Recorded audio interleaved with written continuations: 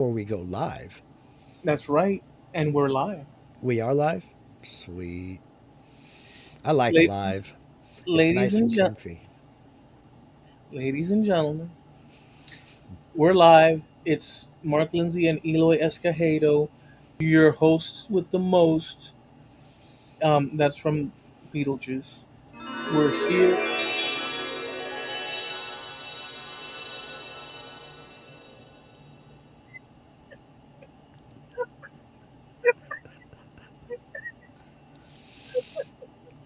You started it. Go ahead, finish your speech.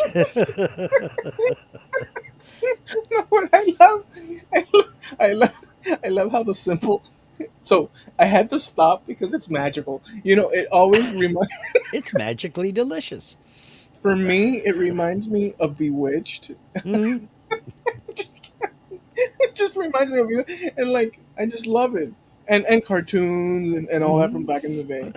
And so when you spring it on me like that, it's freaking awesome. Um, so yeah, this is the Trampled Underfoot podcast show, and we're here, and we've got stuff to say. I mean, we're gonna explore. And Mark, what's going on? Oh, just living life and doing better than I deserve. I got a little bit of glare on the camera. I can't do anything about until the sun goes down. So I got this big white spot right in the middle of the screen. I just kind of blend it in with my beard until the sun sets. There we go. All right. Talk about first world problems, you know. Yeah. It's kind of like when you're eating dinner and you eat everything else to save your favorite for last, and by the time you get to your favorite, you're full. It's like that's a first world problem, big time, man. Yeah. We. I mean, across. If you think about it in terms of that, which we were talking about slightly, we did hit a sweet spot in terms of that, because what's to prevent us, other than the fact that we were born now, to have been born in the early Bronze Age, and we were scuttling across plains or mountainous areas where we were hunted with bows and such, and big creatures out in the wilderness were after us, or we were after them. Rival villages trying to take our women and children, Hmm. and like just wild. How Yeah, about but that? but then again, I mean, maybe there was a time when you would have looked up at your mother and said, "This is the best tree root soup you've ever made, Mom. Thank you." I mean, who knows?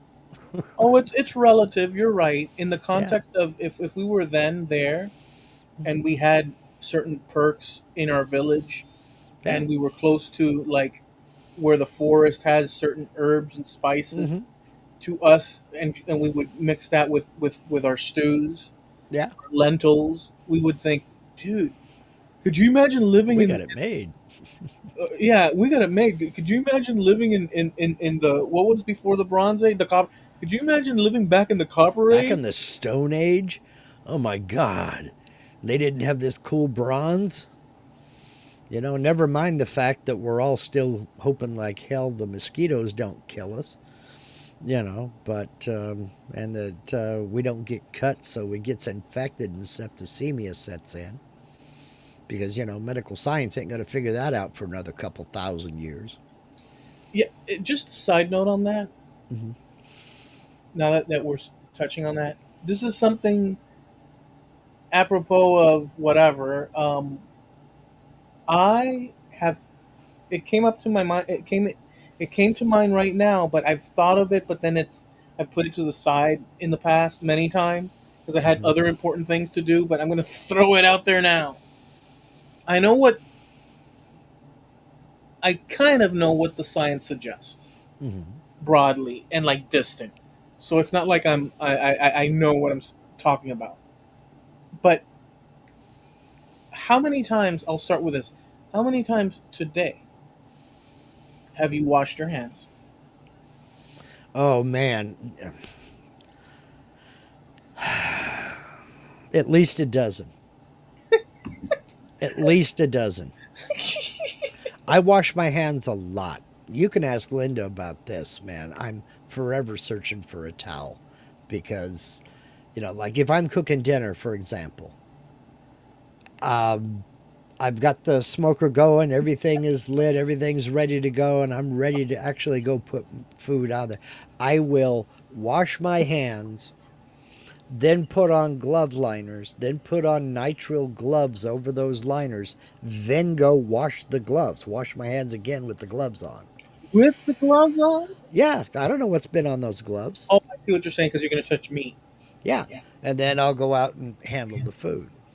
I do it when I'm slicing up after it's cooked. I do it when I'm preparing and all that stuff. I wash my hands probably on the outside, conservatively 20 to 25 times a day, easily.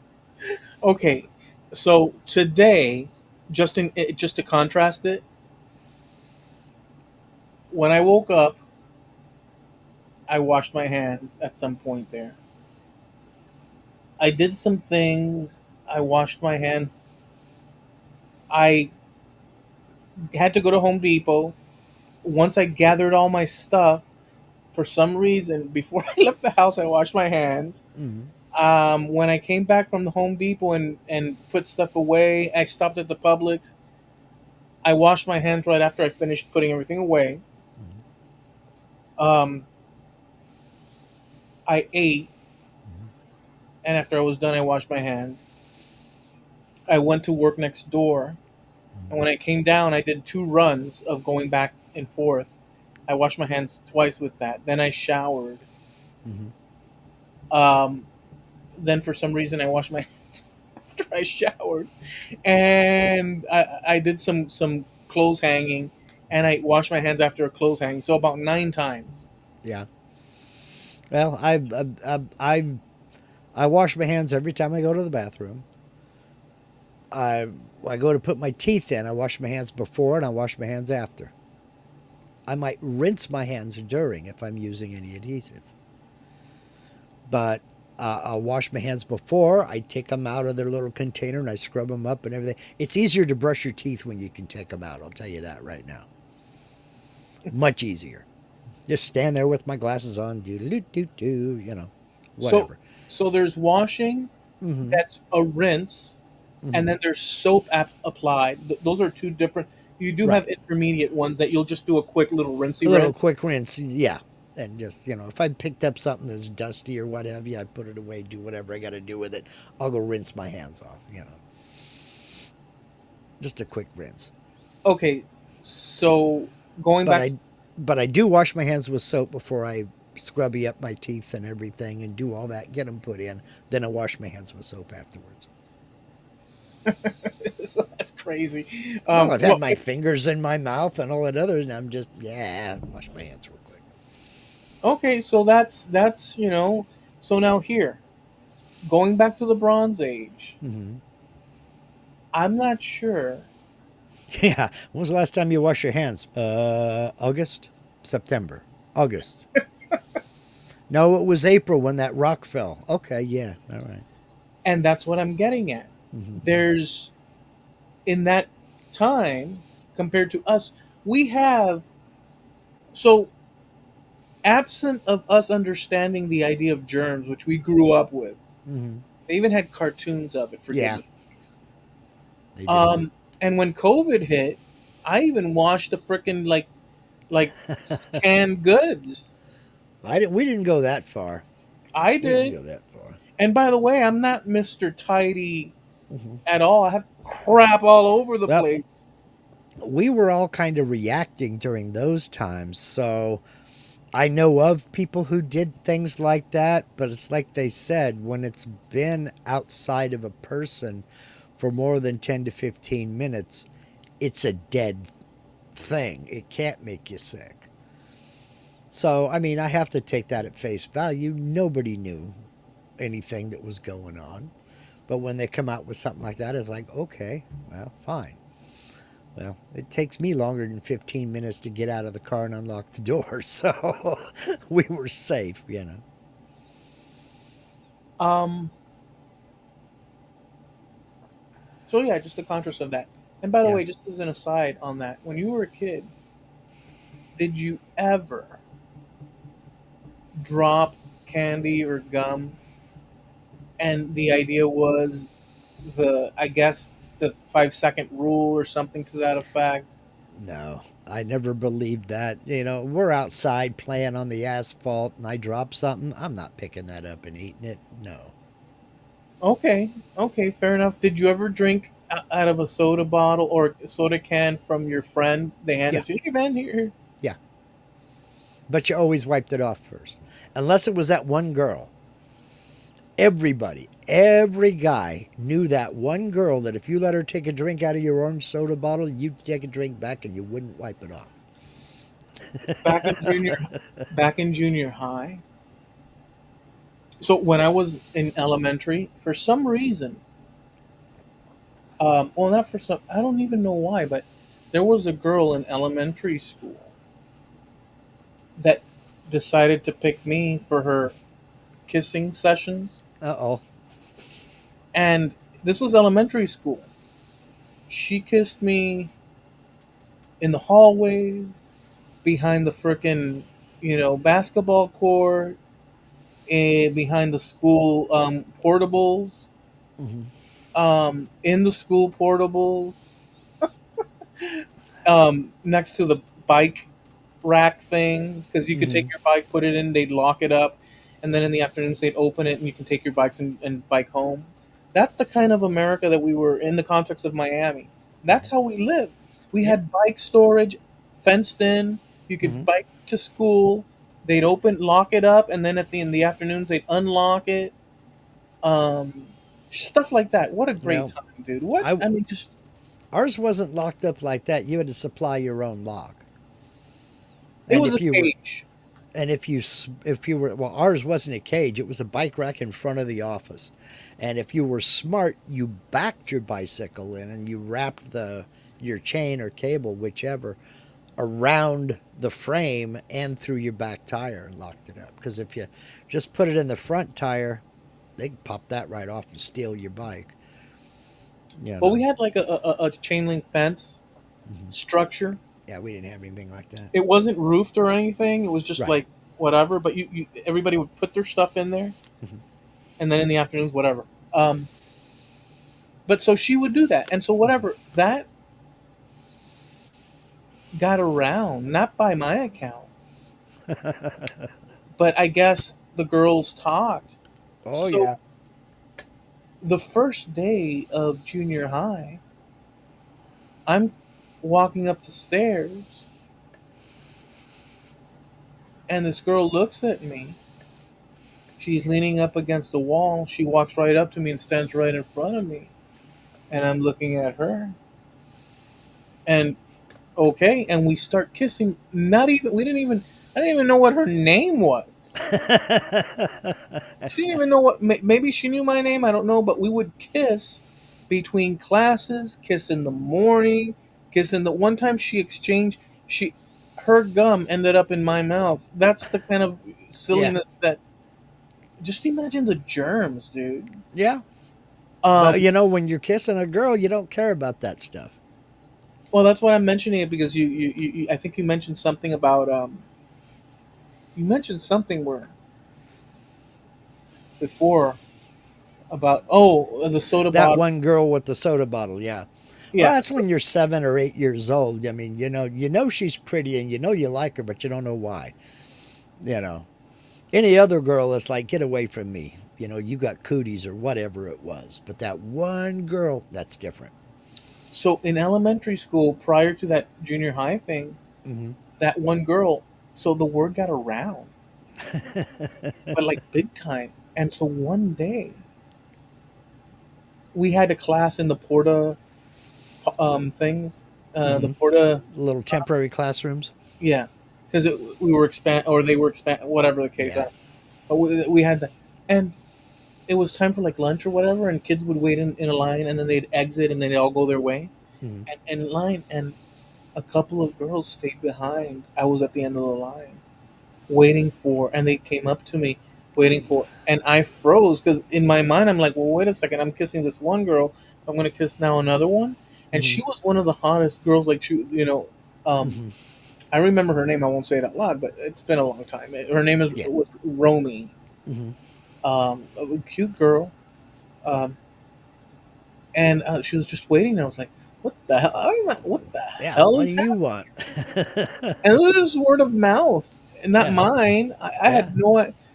I was playing Dungeons and Dragons and freaking reading comic. I had no idea. Elementary school, Yeah. but they were, I guess, more advanced and writing freaking essays and publishing them amongst the girls. I don't. Who knows what the hell was going on? But the word got. But the word got round. It was an amazing thing. Whatever. It just made me. what You what I said what I think is funny is you remember her name. I remember her name. Did you ever did you ever see her again after elementary school or anything, or y'all went on to separate high schools or just went your own way? Yeah, the other girl that I was kissing transferred over with me to the junior high, Uh-huh. but I didn't want to do it. I didn't want anything. This was like fresh environment. There's plenty Yeah. of girls now, other Yeah. girls Hmm. like the one that I'd meet in the halls, Yeah. which was that was awesome stuff. I mean, um, but and she resented it. Hmm. She resented it that I wasn't continuing The the the tradition. the kissing. She resented it big time, and so but it popped into my head because it's one of those funny things. Yeah. I mean, I maybe it gives the notion that boys are a little bit more innocent in a certain way. Well, we're definitely more naive. They say women mature faster, and I do agree with that. But I don't know. I, that I see. I never had anything like that happen in elementary school.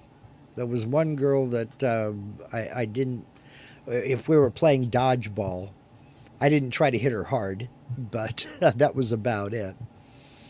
And then in junior high, I went to three different junior high schools, so I never was around long enough to make any super connections there. So I don't know. It's just weird. My love interests were neighborhood girls. They weren't girls at school, except for one in well, two in high school. But It was a weird thing, dude, because mhm.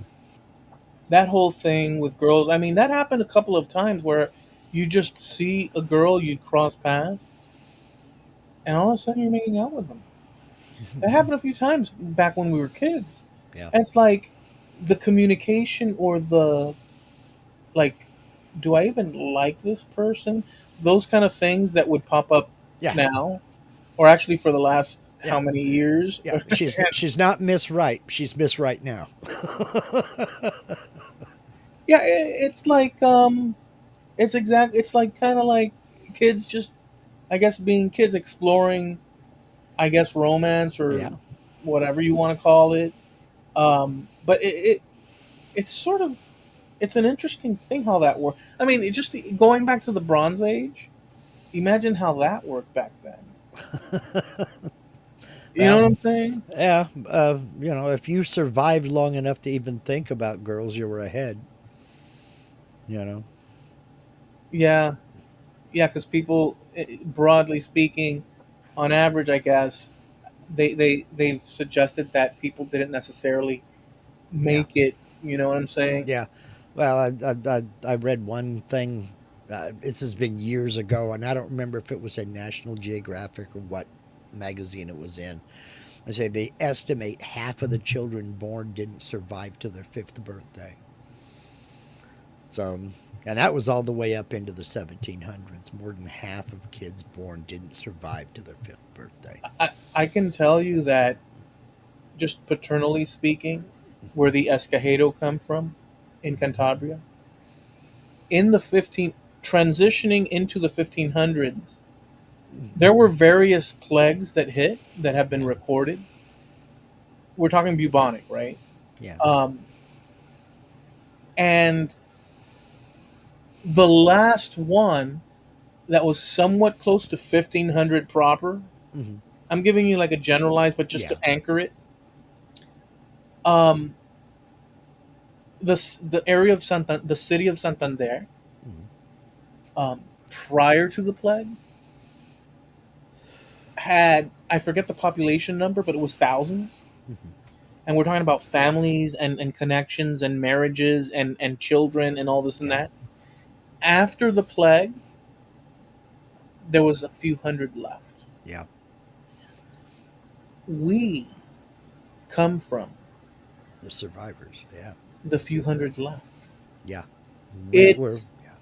mind blowing. Well, I go back in my family tree just to the 1800s. From the 1800s back, my family tree is loaded with names of kids that died really young, some of them as infants, others 5 years old, 6 years old, 7 years old, and it's mainly illness.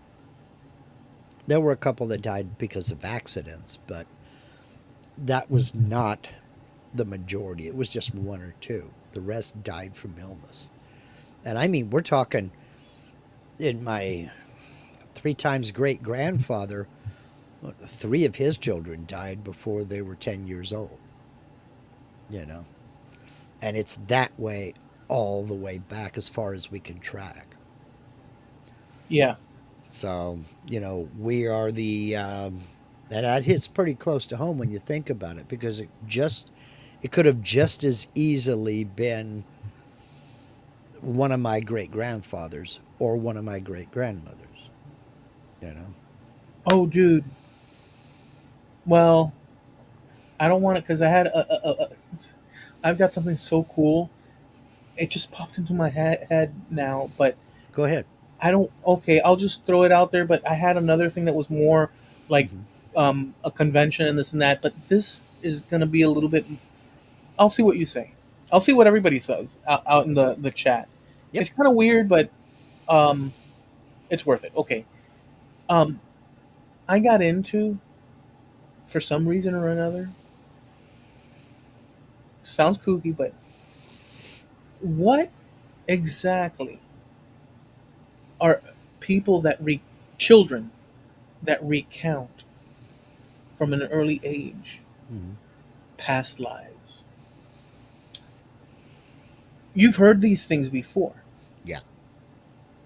So, but I've never delved into it. I've seen stuff, but that night, it's been like a week or two, I delved into it Okay. just to see what, because Yeah. my thing is, it's got to be coaching, what's seen on TV. It doesn't have to be, mind you. There Hmm. could be something there. I don't know that that's true or not. I Yeah. don't know. Hmm. I do not know. I'm just saying it's one of those mystery things or weird things. Is it a hack? Is it some sort of trick? Hmm. There, I read through a lot of instances Hmm. and reports and what they said and how the accounts were and such and such. One of the accounts was a boy. His parents. It was confirmed that the parents didn't mention details, and the details weren't something that a kid his age would uh, like just by TV. It just wouldn't click because it's such a nuanced things. They did take them to a World War II museum of sorts, Hmm. so there's that. And the kid said, "Oh, like he started drawing planes and stuff at home, and he said, my name used to be Little. Hmm. My name used to be so and so, and I died close to Japan, Hmm. and my friend was so and so." And the parents were like, um, maybe he saw that somewhere, this and that. But like his details, and one time his mom, she saw, "Oh, that's such a great drawing of a plane, and look at the bomb." And he said, "That's not a bomb, mom. That's he said the word fuselage or Fuselage, yeah. some sort of thing like that. Is this not a bomb, Mom? And it's like a kid, and we're talking young. Hmm. So they started investigating, Yeah. and they found the man that would have been his friend Hmm. still alive, Yeah. and they met, Hmm. and the kid relayed details that only the guy would or the people there would have known. Uh-huh. And I read up to there, but I was like, holy smoke. And then I also read that after the age of 7 or so, these events from kids that do experience that Hmm. go away and life takes over, Hmm. and that most of the events when kids remember something are connected to traumatic deaths. Hmm. Okay. Interesting. and and I explored also other events, Hmm. and it went through the litany of things that can and can't be corroborated because most things happened within the last few hundred years, Hmm. or like most of these recollections Yeah. occurred within the last 100 to some odd years. um, but I asked it then because I was using Copilot to Hmm. fly into this area, and um, I asked it, well, how far back do some people have these experiences? Some kids, Hmm. or kids have these, and it said, and I said, I want to know how far back, because I want to see if somebody, a kid, wakes up and says, yeah, back in Egypt, Yeah. and there are some cases, man, um, and they account for things that only people in that field Would today know. would frickin' know, dude. Wow. And it blew my. But here's the Okay. thing. Um,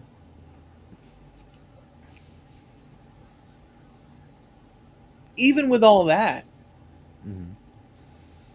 and I asked it, break down the validity and how if you lean towards this or that, what's the like? I really broke into this thing. Like I kept hitting it to see. I want to see. And at the end, the co-pilot said it appears that there's something that cannot be explained. Yeah.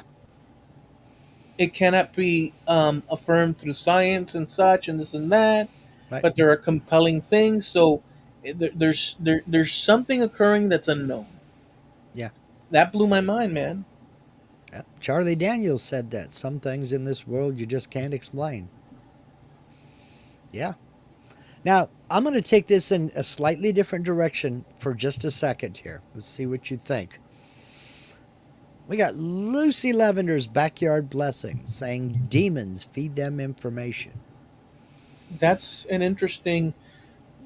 Okay, My question on that is why do we always go to demons on something like this? Why do we always think that it's demons or something bad? so if so, to entertain the question. Well, they had a follow up thing.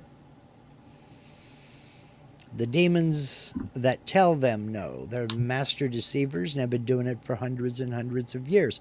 Why is it always demons? Okay, so let me explore that Hmm. off the cuff. Growing up in the United States, respectively, you over there and me over here, Hmm. and having the exposure that I did growing up to not only Catholic experience, but a Protestant experience, and all the differences and similarities that are involved in all that. Sure. In that world,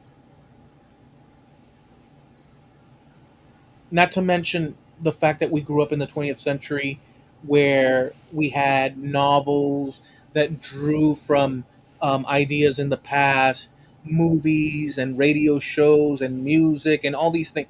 So, in our culture, in the religious Hmm. portion of it, we do know that there's explanations such as the one that that person offered Hmm. us, Right. where these forces involve themselves in people's lives. Hmm. I mean, we've seen movies like, just on the pop culture side, Poltergeist and like, The the Exorcist. and all that. So the reference point is in the context of that plus Christianity in the American sense, but also in the European sense that we derive our Christianity from in the timeline, where back then they also had the idea, and it brought, and they came,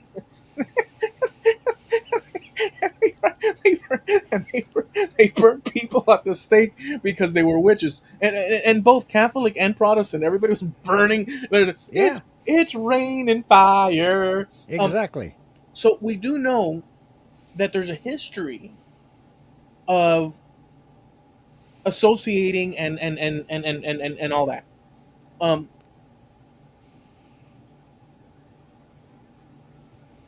I can't say no because the actual claim or the topic that we were touching on, I can't even say that. Like, I don't Hmm. know. I've never met a kid and said, "Yeah, I was back in World War II. I was on such and such a flight, um, a mission, and I was flying a such and such and this and that." And like, I've never, so I don't have firsthand account, Yeah. but some of these things have been actually like Well, studied.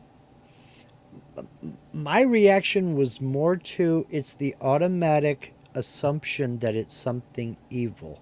How do we know it's not a blessing? None of us know for sure.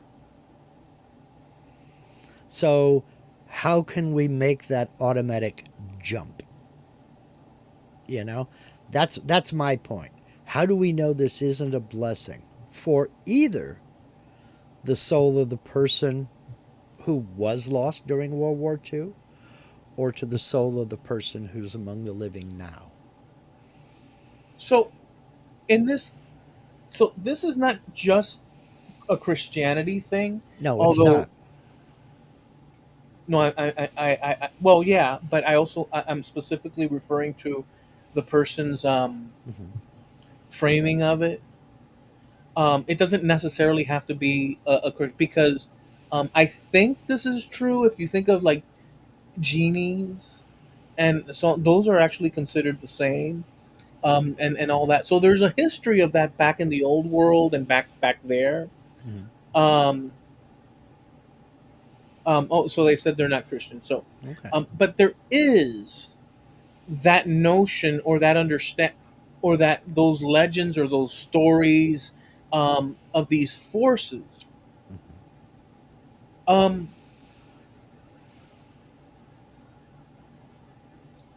I have to be honest, and to pay, just offering respect to the suggestion from the person that Yeah. offered that. Um, I can't say one way or the. I have to be honest. I in order I if I speculate, that's something that's on the table. To be honest Hmm. with you, that would be on the table amongst other things. But I couldn't point to that one and Hmm. say that that's the one. You see what I'm saying? Hmm. Yeah. I couldn't say, Yeah. okay, the one that that person is saying is more valid than any other number of options because I just don't have Right. the information, and that's as Yep. respectful in terms of like intellectual honesty that I can go for because I've never witnessed Hmm. neither someone recounting Right. nor some weird Well. ass like possession thing or Hmm. something that I'm aware of. Right. Right. All I see is people. I'll wrap it up with this. All I see, from my understanding, is people, a human being, Out of all human beings, this is available, but we'll look at one human being, but it works with all human beings. All I see in this life so far, in my understanding currently, is that a human being is not good or bad. Imagine a timeline or a stretched out like rubber band with little marks on it, and in the middle is even Steven in the middle. On one side is freaking good, everything is good, and on the other little end of the stretched rubber band is everything's freaking like bad and ill will, bad faith, Hmm. terrible person. Inside each person Is the ability to be either or both. Yeah, and everything in between, sure. depending on situation, Hmm. circumstances, Hmm. temperament, Yep. and all that. Just So mood that day. in that day, so I see a spectrum of behavior, even within myself. Yeah. Now, when it comes to this notion of of of forces and this and that, I don't discount that. Hmm. Well, I don't discount it. my commentary was more along the lines of it seems that the average gut reaction, the initial reaction to something that we can't explain, is some sort of a dark force.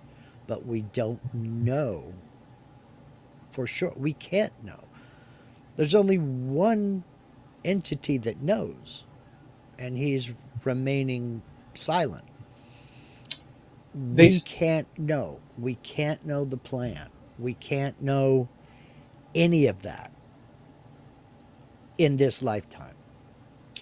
So, to with no negative consequence being obvious, it's hard to say it's good or it's evil. It just is. I've had too many blessings in my life. And I say this as the grandson of a Baptist minister.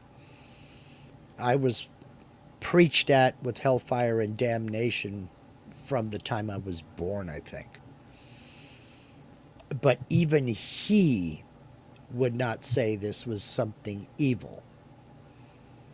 Even he would say, we don't know. This may be a blessing, this may be a curse. so they say that they're Hebrew. Mm-hmm. Um, are you saying Jewish? Of Hebrew descent from the tribe of Ephraim. Okay. So are we saying Jewish um, through the maternal line? That's the question. Okay. I've witnessed it my whole life. I'm going to keep speaking what I know. Well, as I say, and I apologize. I said Lucy Lavender. My mistake, Lacey Lavender. I apologize for that. That's just me and these old eyes. Um, Me and my old yeah, eyes. there's a song in that. I'm going to get on the phone to Burton Cummings and do a updated version of These Burt Eyes from the Guess Bacharach, Who. man. Um, but I've had too many blessings in my life to not believe that they are blessings. Uh, some that have saved my life, some that have changed my life. So I'm not going to argue on that point at all. Do I think there's good and evil? I know there's good and evil. Is there? I'm convinced anyway. Um, but I'm not ready to make that automatic jump. If a child recounts a past life, I have to accept it at face value. You know, let's talk, let's figure it out. Is this kid making it all up? Is this kid, reading these books and or getting on the internet or all this other stuff and making this story up? I mean, I guess it's possible. So let me So there's a lot of things going on there and a lot of things to right. unpack. And so without any real knowledge of the subject, I'm kind of just like, it is what it is, you know? And another added thing to that. Here's the thing: Hmm. if we are dealing with broad subjects, Hmm. or I'm sorry, let me correct that. If in a subject we're dealing with it from a broad, non-specific way. For instance, Hmm. Charlie Davenport from Connecticut in 1969. His mom was Bob and Carol, and they were living on Oak Street, and this and this and that happened, and then the preacher from that town, and then if we do not evidence Hmm. and focus point on the details of what we're going to judge as something, a force from beyond, in the negative or positive, or what, Hmm. like if we're going to, but if we're talking about the subject broadly, Hmm. so there's one, that's one thing. If we're going into it and we're going to make a judgment over what's happening in this case, Hmm. isn't it on a person by person basis? Because all Yeah. we're right, because we're all we're witnessing, all that's being fed, all that I'm exchanging, you're exchanging, is a broad timeline of things happening to Hmm. people, not, hey, little Timothy and so and so and so and so Yeah. experienced such and such. We're not. So Right. those are two different Sure. uh, levels of focus. So we can't really say, Hmm. like what you were suggesting. You're right. We can't really say. Well, if a child is saying, I was a fighter pilot in World War II and I was shot down over Japan or close to Japan and this, that, and the other, and this was my wingman and this, that, and the other. There's nothing good or evil about any of those things. Now, if they go in the kid's room and he's got his sister duct taped to the ceiling and all of her Barbie dolls lined up around a goat's head, now we have an issue, you know? So, Yeah, context kind of gives it away here. yeah. Because if you walk into that, you're gonna sort of start leaning in the direction of, uh-oh. But then again, if a child, for instance, let's make this a little bit personal, Eloy, and I say Eloy on purpose. If a child is born in Miami 5 years ago, claiming to be Mateo Escojedo and wants to go into the priesthood to continue the work that he started in Spain, is that evil? I can't say that it is. Yeah, well, that would blow my mind is if that were the case, and I were to meet the person Mm-hmm. and they would tell me details about my family Mm-hmm. that only we would know. Right. There's always a chance that's, look, the problem is this. In But my this, but before we get into that, could we say that that was evil? no, not on that level. No. Well, there we go. I Yeah, mean, we couldn't, because we don't have enough. We don't even know what the hell's going on at that point, right? yeah, Like at that point, we're yeah, like what the heck is going on exactly. here? Is what that's the first thing that would happen. But now, if the kid would say, yeah, because in 1869, over there in the corner of so and such and such, Yeah, your great lived. great grandfather was doing this, that, and the other, and I watched him throw that rock. Now we got to talk. But this is all in the context of a kid. Yeah. And then the context, and then the further question would be, well, wait a second. Mm-hmm. What does that kid have to gain for Mm-hmm. now? We would get into, maybe it's not the kid at all, and it's what Lacey Lavender was explaining, um, where it becomes something in the realm of the unknown, of the not temporal necessarily, and this and Mm-hmm. that. Whether good or bad, maybe bad, maybe good. I don't. As humans, if we had a book that said, this is funny because you could say the Bible, but if we Hmm. had a book that said, um, this is how you confirm that such and such and such and such is this, that, and the other. But even that's a problem because here's the thing. Going back to what I said before, in our world of the 20th century, Hmm. we were handed ideas of the past and interpretations Yes. of what those books Hmm. were pointing to. So, for instance, Yes. I'll end with this one caveat or one extra point. It's actually central. Here's the thing: in the United States of America, turning into the 20th century, that decade before, there were there was a moment. I forget the date exactly. There was a group called the Millerists or Millerites, Hmm. Yes. and used they studied the Bible to account for when the return Hmm. of Christ would be, Yes. using math Hmm. and genealogies and so on and so forth, and unequivocally pinpointed the date. Of the rapture. Yes. And people sold off their things. Hmm. Everybody waited. Everybody was totally, because the math was done, and this and that, and it didn't happen. Hmm. Some people tossed themselves from buildings. I mean, it was a big thing, Hmm. and I think it's called the Great The Disappointment. great disappointment. Yes. And what happened after that is that splinter groups Hmm. or churches Hmm. or sects or whatever you want to call them. Two of them very popular. Two of them very famous. But go The ahead. Seventh Day Adventist was one of them. And the Jehovah's Witnesses were another. They branched out, Hmm. and these forks in the road expanded. This is in our American Yeah. world, before we were In born. the during the 1800s. Yeah.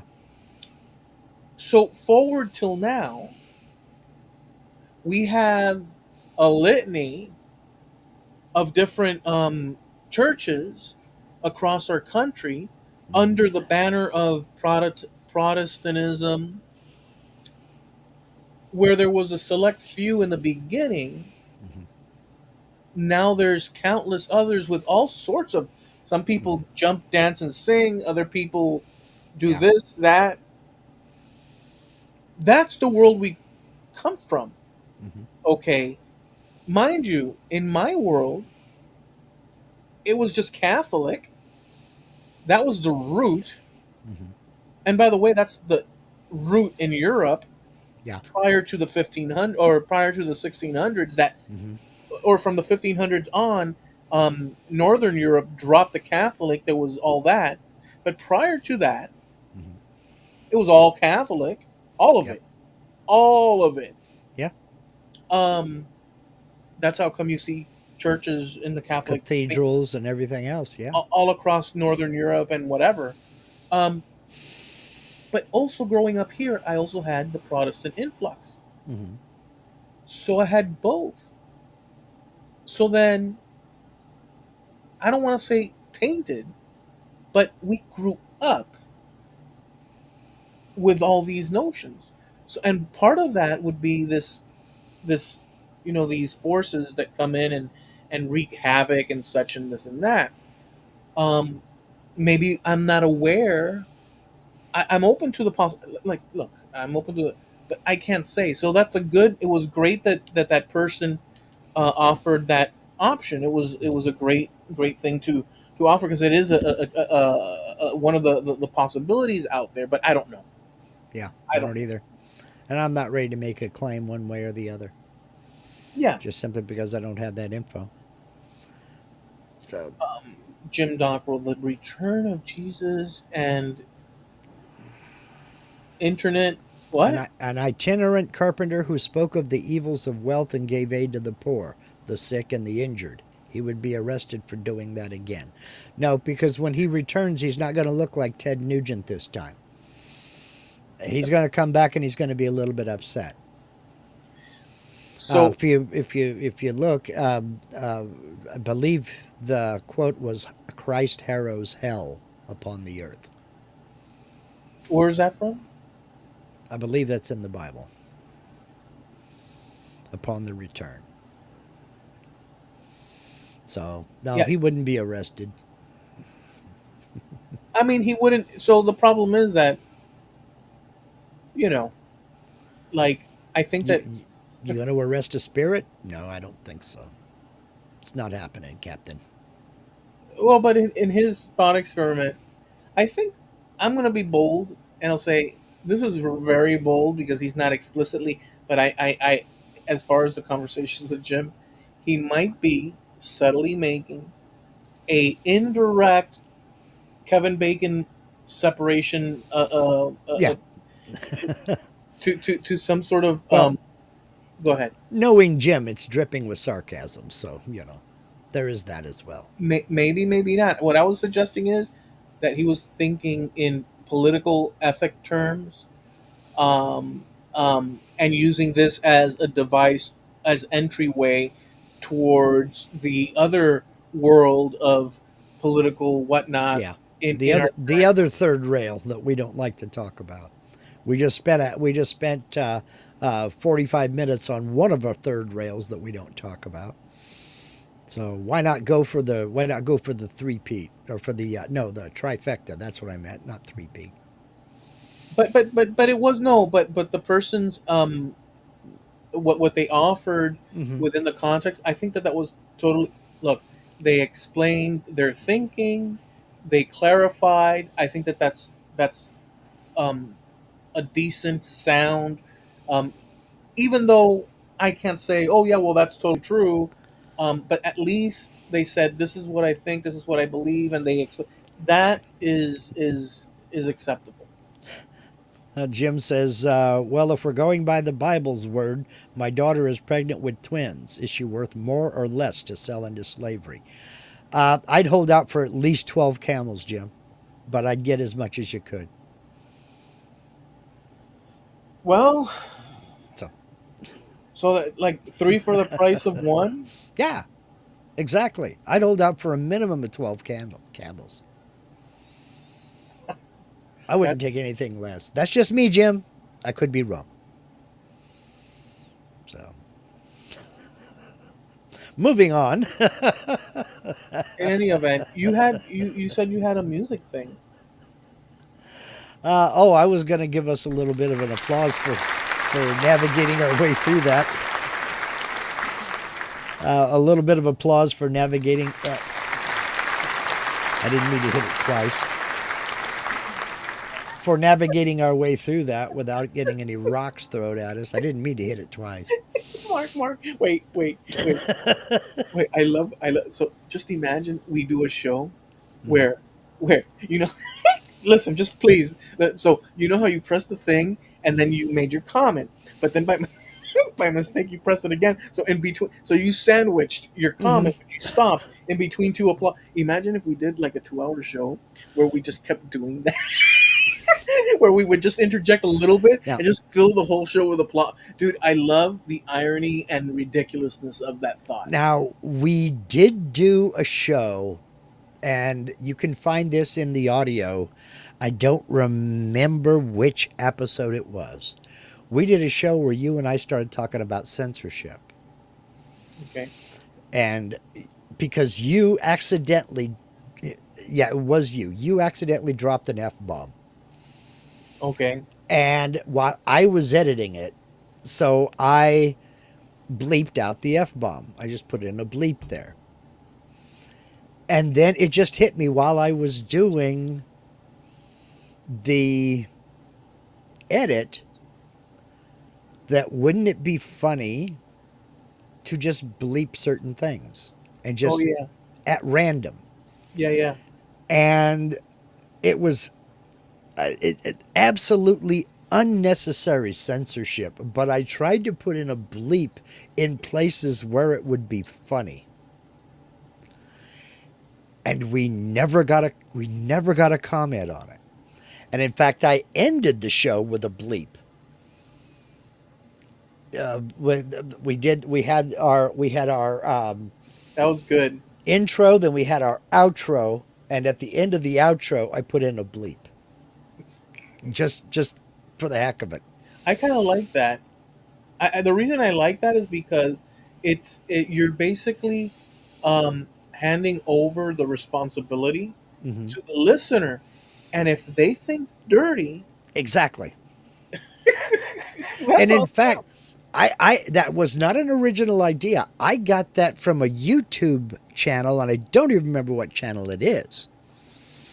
But they would take short scenes from a movie. It was a compilation. So there'd be like 12, 14, 18, 20 clips all put together where you had a famous quote like, go ahead, bleep my day, you know. Yeah, And they would put the bleep into a sentence of a famous line to make it sound dirty when it wasn't. And it was flippin' hilarious. I'm going to have to go try to find it. I got to try to track it down. And if I do find it, I'll bring it up next week and we can talk more about it. But it was just totally unnecessary censorship and it was flippin' hilarious. So I decided to do my audio version of that. And I that's really don't awesome. remember which episode it was. If you take the laugh tracks out of comedy shows, Hmm. sitcoms, Hmm. um, sometimes they end up sounding creepy Yeah. because the punchlines, like some of the jokes, like if you remove the laugh track because it's a Hmm. cue for the audience, Yeah. oh, that's the release. Yeah. If you remove them, and some videos show that, Hmm. it actually ends up being It's pretty cringy. cringy, mundane, Hmm. because the reward is the laugh track. Well, especially if in the performance there's a pause because they know laugh track is going to be entered here. There's a Yeah, pause in the dialogue to leave space for the laugh track, and then the dialogue picks up again. right. And that You makes it know, even creepier or off. yeah. Like, go ahead. Steve said Mad Libs made a whole company doing that. Mark, yeah, yeah, maybe, and I don't. I'll get into it. I'll find out. I'll look it Um, up. so I guess I'll share my the one that I wanted to share. Yeah, go ahead. So I the other night was remembering something that I didn't have full memory of, but I had in pieces. I Hmm. know I was there at the convention, and my timeline was either 1989 or 1990. So, but I wanted to reconstruct the memory and write something, and I finally did get round to it. But when we go through life, a certain day in the past might stick out like a sore thumb, and we Uh-huh. remember it, and all the other days around it, we totally don't have memory of. We have selective memory of certain events in our past. Hmm. So you have to have you hit. If I tell you, Mark, remember back in '72, what were you up to? You would rewind your tape and you would go back to '72, Hmm. and then you would have static, and then a little chunk, Yeah, static, and another chunk. So your 1972 of actual memory is about experience 3 seconds. Yeah, is whatever that time would be, and then the yeah, rest would be stuff you'd just carry blank. along Yeah. since then, or thinking back, oh, I was there and all that was happening, and so you add that to your Hmm. memory. But in reality, your experience, I mean, we all do that. Yeah. um so this happened to me at some point. I'll just say, um I got word back in either 89 or 90, Mm-hmm. be it through my comic books, local comic book store, Sunshine Comics, Mm-hmm. or maybe in the newspaper or some of those fun and wacky magazines that they had at Yeah. the word got around because it just got around. I don't know how that worked back in the day, but it did. Mm-hmm. There was going to be a comic book convention, and I remember asking my mom and her asking my aunt, and in fact, my aunt drove me to the convention because she had something else to do up there, Yeah. somewhere in North Miami. I couldn't tell you exactly where. But I remember we went, and it was like a little. Even at that back then, it was old already. Mm-hmm. Smaller hotel. That's all I remember in terms of. And I remember getting there, Mm-hmm. and I remember walking into the room, and I remember just in flashes, Mm-hmm. it was a small little convention hall, and Mm-hmm. this was before the big megacons that. Comic Cons and all that. Yeah. Yeah, this was back when you had them in little halls inside frickin' Yeah. hotel room or hotel Yeah. reception rooms, Mm-hmm. and everybody pack in there, and you'd walk in tight. Mm-hmm. I was there for that adventure. Um, and then I started piecing it together. So I called my aunt because I wanted to write a piece for it so I can reserve it for memory. Mm-hmm. And I called my aunt. I said, Dia, I have to ask you a question. I want to know if you remember when we went and we did this, that, and the other. And she filled in the blanks in little ways because I mean, again, it's been 30 or some odd years. Yeah. So it's kind of like, I mean, it's a long time. Um, but she filled in the blanks enough that I started doing research online, Mm-hmm. and I honed in on the hotel, which no longer exists today. Now it's Mm-hmm. some other hotel Mm-hmm. in the same spot. It's the same building, but it's been upgraded. Mm-hmm. It used to be a Holiday Inn. Okay. And then I remembered part of the reason I went up there is that I wanted my comic book signed, which was Spider-Man #1. Mm-hmm. Not Amazing Spider-Man from the 60s, but Spider-Man #1 drawn by Todd McFarlane, a Canadian Mm-hmm. that revolutionized, literally revolutionized the way comics looked. Mm-hmm. At that time, in the later 80s into the 90s and beyond, Todd McFarlane, a Canadian, that's twice I did that. Inserted in a, Did that was for Jim and Greg. that was for Jim. That was for Jim and Greg.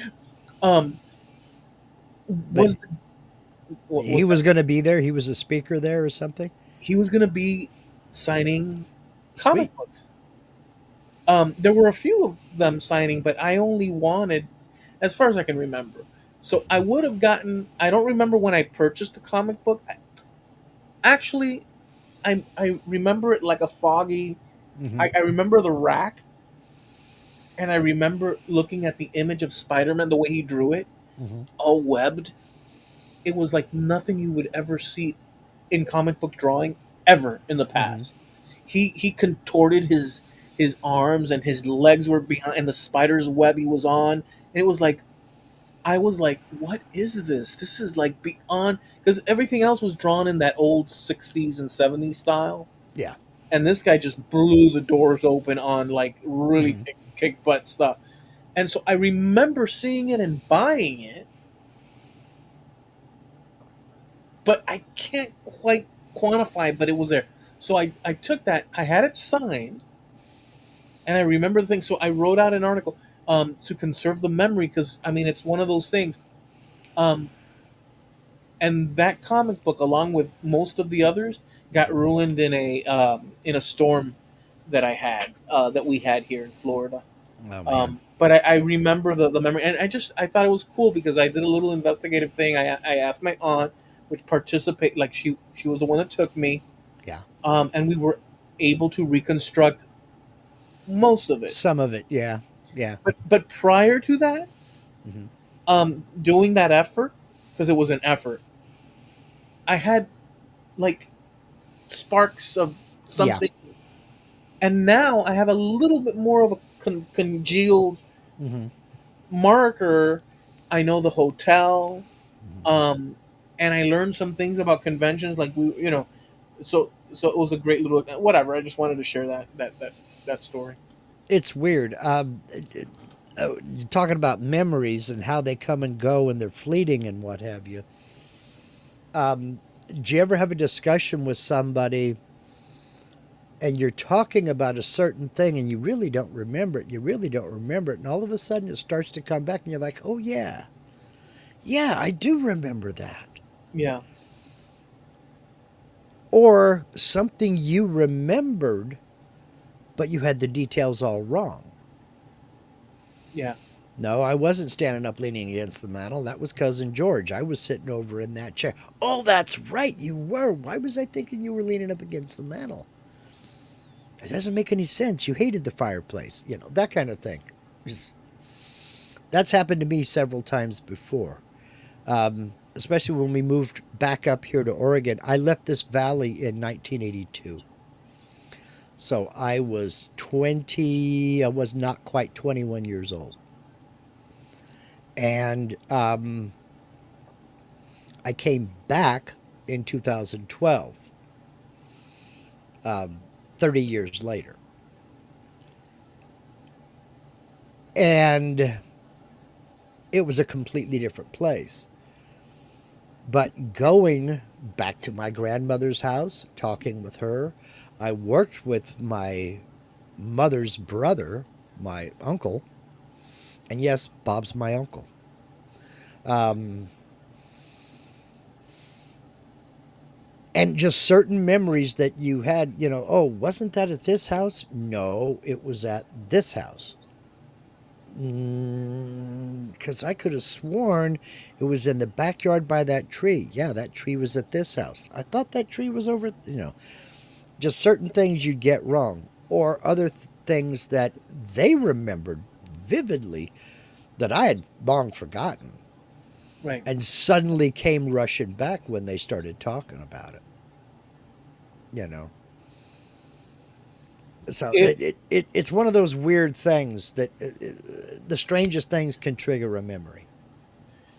if you if one wanted to hone in on the timeline like any other thing Hmm. of your life, you could count on surrounding like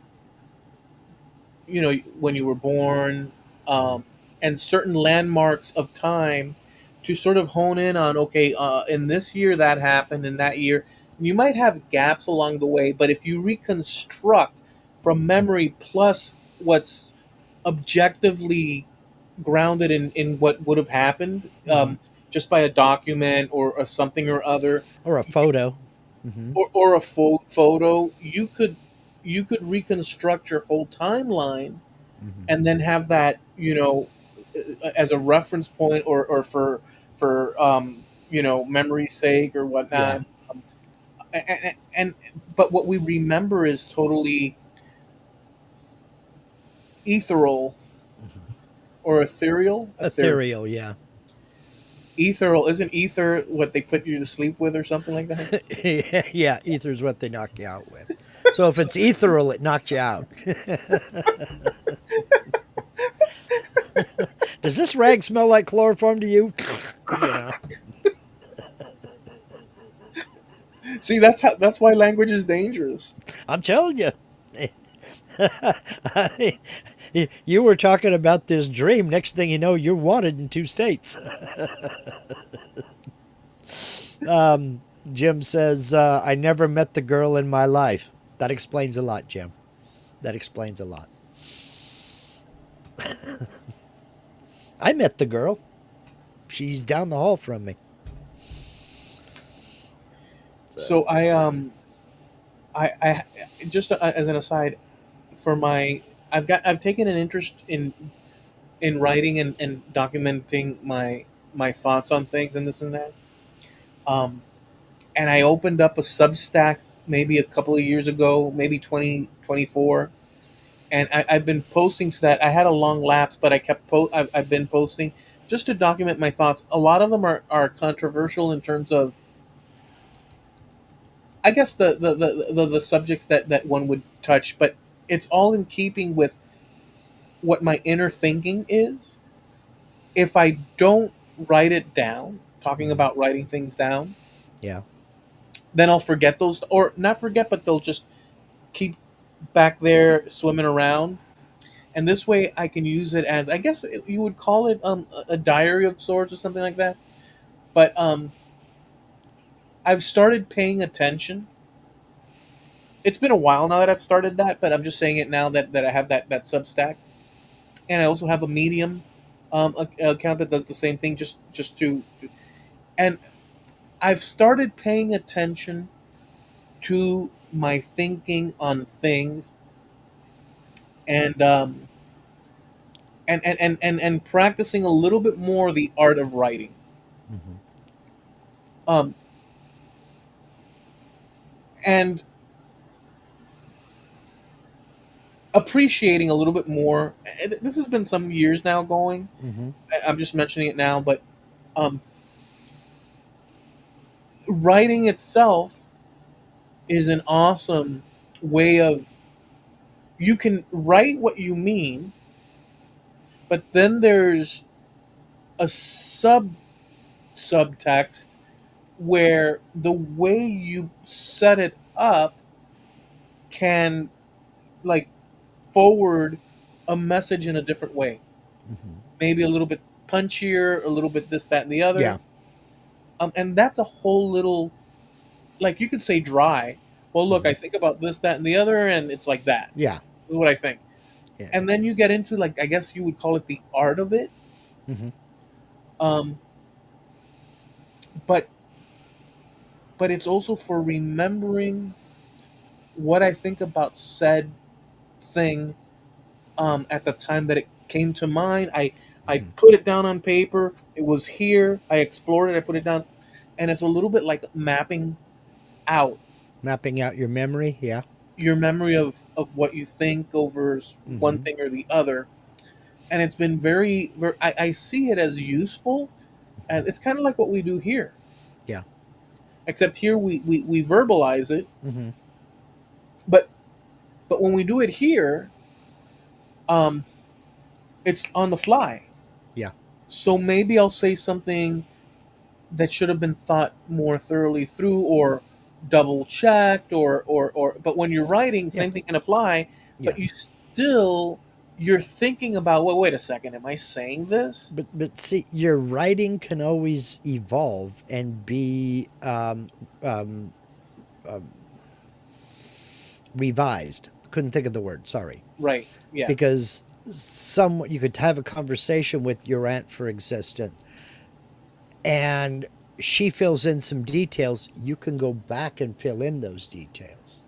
Right. You can go back and revise anything that you've written. Once we've said it here, there is no revision Yeah. unless we catch it immediately at the time. Right. You know, Yeah, because we're doing it on the fly, exactly.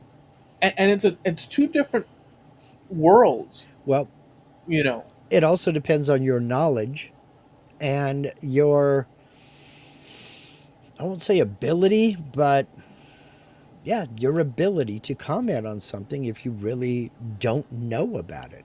I'm going to give you a good example right now.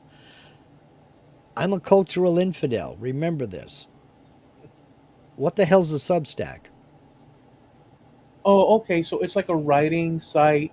So imagine Facebook, but just for writing. Okay. Everybody on there just writes what, like, it's like, imagine a YouTube, but it's just publishing. Okay. Now, are these things public? I could go Yeah. look you up and find your writings. Yeah, yeah. It's public. Mm-hmm. Okay. Um, and there's all sorts of, like, one. So the way I found out about this Mm-hmm. was, there's, and I don't like this guy, half and half. Not him himself, but Mm-hmm. like his thinking. So you would ask, why would I even bother with him? But he does have people aren't just bad and good like we talked about before. There's Hmm. just like Jordan Peterson. There's good things, and then there's things that one thinks, well, hell, what the hell's wrong with this guy? But that's just human beings. Well, there's this one guy called, um, I think his name is Rashid Khan. Hmm. I think that's right, and he's a geneticist, Hmm. but he has a flair for telling genetics mixed with history. And I like that because he blends the two things, and you can, like, Hmm. back in the Bronze Age, what happened with these people and this and that, and we find that these markers, like, he mixes the two things into a Hmm. story where there's a little bit of the genetics, a little bit of the history, and it's fun for me. Yeah. Um, but he goes off on weird, screwed up tangents that I don't like, Hmm. that I think are wrong, Yeah. um, like modern day assumption type stuff, Yeah. and it kind of taints things, but whatever. So I found that he has a Substack, and Hmm. I started reading some of his pieces, and then I said, well, wait, I can do this for my family stories. Hmm. I could do this, and then um, opinions on philosophy, ideology, politics, Hmm. any other thing, or history, any other thing. Okay. So I opened up one of those. It's been a few years now. Okay. Um, it's really cool. Okay. It's really cool. So it's not like pictures of what I had for lunch or this cat meme or things like that. It's just articles that you have written. You can write Hmm. and add photos in order to imagine a magazine. To illustrate your story. Okay, gotcha. So imagine a magazine, Hmm. and or a newspaper, and your front page has the articles pasted up on there, Hmm. and they move around every time you add new ones because it's a Okay. timeline. More current. Yeah. Okay. Got it. Yeah, Yeah. and all sorts of people are on those. I might have to get over there and check it out. Yeah, I think it's interesting because it focuses on just writing. Yeah. You can write under a pen name, or whatever. Hmm. Um, and that's cool too. Okay. Um, I might. I I don't. I just write my name, and screw it. I'm not trying to. I'm gonna Yeah. be me, is what I've decided on. I'm gonna have to go Scratch it. check it out. Yeah, yeah. It's cool. Um. So yeah, Well, hate. Sorry to derail you there. But it's just like you said. Yeah, I got a Substack and I do this, that, the other. I'm thinking you had three sandwiches piled one on top of the other. That's a Substack to me. But I just looked it up. I'll check it out a little bit later on. yeah. There's also they write about whatever and everything. You could do a search. It's the same story as a Facebook Okay. or a YouTube, but for that particular Okay. um, thing. I'll check it out. I'll Yeah. check it out. It'll be cool if you did your thing in there. You can even do you could go wild and do a pseudonym or something, and just go freaking blistering wild. I don't have them anymore. This was probably two hard drive meltdowns a long time ago. But we're looking at 1999, 2000, 2001, sometime in that era. I had a friend back east who wrote he did a weekly newsletter that, you could sign up and he'd email it to you. And it was just an email newsletter. And he'd put, all kinds of things in it, funny stuff, serious stuff, talk about all kinds of things. And I would send him these long replies, because he'd get on something about tipping culture and I'd send him this long reply. And he come to me and says, "How about you write an article for me?" And I'm like, "Why? What do you want me to write it about?" He says, "No, no, no. I want you to write about something that you're passionate about." And I'm like, "Why? You just need somebody who's pissed off out west?" And he said, "Yeah, that's exactly what I want, and that's what I'm going to call it." So that I wrote several articles for his newsletter called Pissed Off Out West. That's awesome. And I mean, I went off on all kinds of stuff. I like that. Just whatever made me mad that week or the prior week, I would just go for it. You know, I like that title, "Pissed Off Out West." because it was all East Coast, all East Coasters, all of his contributors, everything. And so I was the only person out in the West. He said, "Yeah, that's what I'm gonna call it, pissed off out west." Okay. Well, you have a certain golden touch, so I wouldn't doubt in a second Well, if you opened up "Pissed Off Out West" as as mhm, your thing, and then ripped into it. Nobody would, and you hid your, if you wanted to, you could hide your who you are, a pen name like Tom Sawyer or whatnot. mhm, You know, yeah. And no, I went by my name. I had fun with it. It was just whatever. I would rant about whatever was important to me at the time. You know. yeah. Well, that's good because it's also a journal of your thoughts. You know, I mean, and Hmm. your interpretation of what you're seeing. Whether it strikes people Hmm. one way or the other, it's kind of aside from the point in a sense. You know. But it was never any. It was never veiled. I didn't try to sugarcoat anything. I never dropped f bombs or anything. And again, all this is in text. But it was simply put things that pissed me off, and it was all kinds of stuff. It just I don't even remember any of the top. Oh, I do remember one of the topics. This was a big controversy back then. One of the big stores, one of the big fashion stores for the beautiful people, and if you have to ask how much, you can't afford it. One of those type of places. Yeah. We're coming out with thong underwear for little kids. Yeah. And maybe somebody out there remembers who it was. I mean, we're talking about 6, 7, 8, 9 year old girls. And that legitimately made me mad. But I had to vent my spleen in a humorous way for this newsletter that he set out, because I couldn't go out and do a bunch of incendiary things that would get him in trouble. So I had that filter. I've always thought that I could write fairly well, but I kind of honed it on that one. Neiman Marcus. I think it was Neiman Marcus that did that. And I think the last line was, there was also the Neiman Marcus cookie was going around. Yes, it was Neiman Marcus. And I said, you can shove your cookies. Neiman Marcus can shove their cookies. That's what it was. And that made me mad. But I had to keep it lighthearted. But I had to prove a point as well. So you You use know, comedy or like, or you know. yeah. But I think I got my point across. He private messaged me um, back and said, this one was particularly good. I think I'm going to put it on the front page. And I'm like, oh, no, you're not. He's like, yeah, I think I am. So And is that newsletter non-existent? it's non existent. I'll tell you how long ago this was. This was on AOL. Okay. And so it was just pass around from screen name to screen name. He had a big list of people he would mail it out to. And then, my friends, I'd forward it to them and all this other good stuff. But it was passed around that way.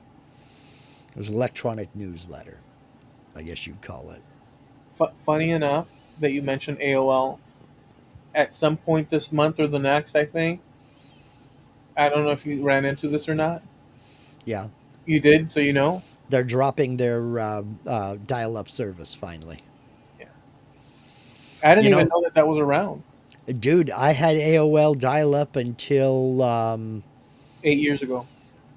no, I had it up until 2011. Because it was November of 2011, we finally got off a dial up. And it was AOL the whole time. That's crazy, man. Well, we lived out in the middle of the Nevada desert. There was no high speed internet out there. My choices were dial up or Hughes satellite, and I wasn't going to go with Hughes satellite Or because Raven, because Raven you had bird. didn't even have that. Ain't no ravens in the desert. What's the matter with you? Could you imagine? Could you imagine a chat forum, and it's all based on Raven Exchange? So you have to write, "Hey, how you doing, Bob?" And then you Yeah, type the thing, and then it flies, and then you wait like 30, 40 a day, and it comes back. yeah, What's going on? yeah, yeah, um, You've got mail. yeah. You've got mail. Um, I don't remember which comedian it was, a British comedian. They were talking about an Amish Facebook. And it would be just like a big wishing well, and you'd write down everything and drop it in the wishing well. And then you'd pull it out, raised a barn today, you know, drank some cider, lol. you know. That's hilarious, dude. Emily showed her ankles at school. Uh-oh, scandal. This has been deemed inappropriate or photo. yeah. And then AMG. Ach, mein God. mein Gott. Um, uh, Al over at Kilroy's Odessa Woodworking and Maker Shop. I had Hughes Satellite downloaded from the sat via and replied via the landline. Yeah, yeah. Well, my problem with it was you had to buy all the equipment. And at the time, we're talking about, we moved into this house in 2006. It was 500 bucks. And that's hard to stomach when you're bringing home to $300 a week, It's like, man, I can't afford that. Yeah, I had dial up for a very, very long time. 500 bucks was huge money. You We're could in a still buy different. a fairly decent car with it. Yeah, yeah, So, yeah. Al's got just to harp on or vamp on Al. Al, since back in the day, whenever we started all sort of connecting with each other, mhm. which has been a while now. Yeah, when you think about it, it has been a long while. Yeah, it has, and we've managed to all stick around. hmm Different within the thing, even as life progresses, and that's a really cool thing. That's one of the advantages of this world that we've transitioned we've transitioned from the post or from the era of the 20th century where friendships and acquaintances and connections and so on happened, maybe in your block Yeah, or in your you town. within a 10-mile radius because you knew kids in school that lived too far away to go visit every day. Right. You know, Yeah. but yeah, and, maybe within a 10-mile radius. and in our world, hmm we've expanded that. I talked to people in South Africa, Amazing. you know, and Brazil. And I got one friend in Scotland. You and I have a mutual friend in Margate, Jamie. Yeah. We've got, I mean, God, we talk to people all over the world. And just like this, just sit down and, hey, want to do a video chat? Sure. Blink, blink, and there we are. Yeah. It's amazing. It really is. Well, I remember Al's early, and he still does, but he would always have, like, he had a Twitch account.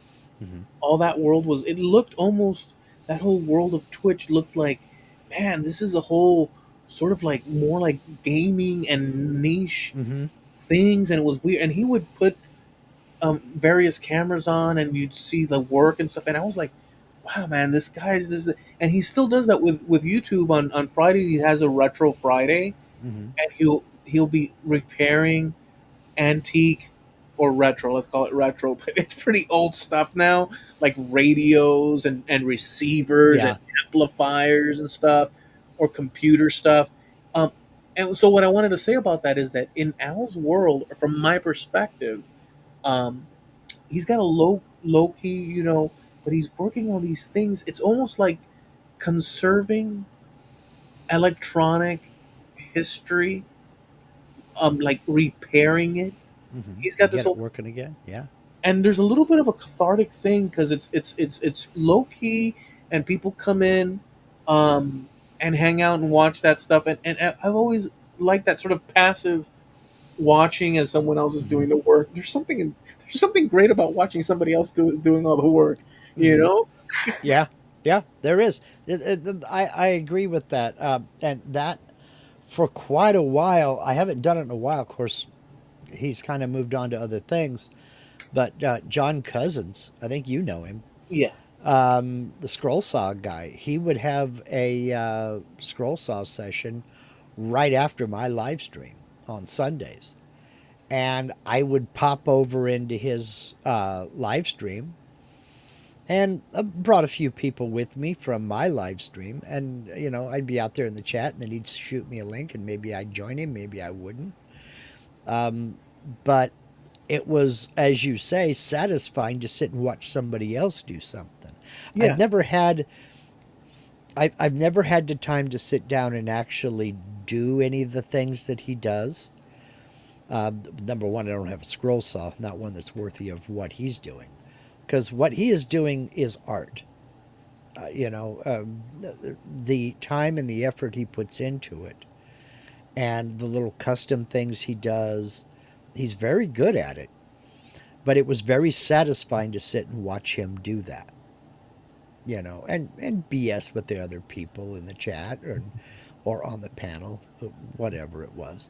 But he's since moved on to other things, and he doesn't live stream nearly as often as he used to. But I'll pop in there every once in a while now when I see that he's live. But he doesn't really have a regular schedule anymore. So, but yeah, it is.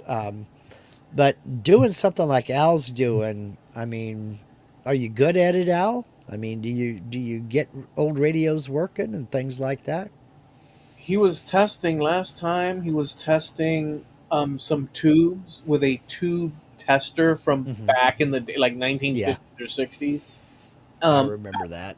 and most of his tubes, except for one, I think, were functioning.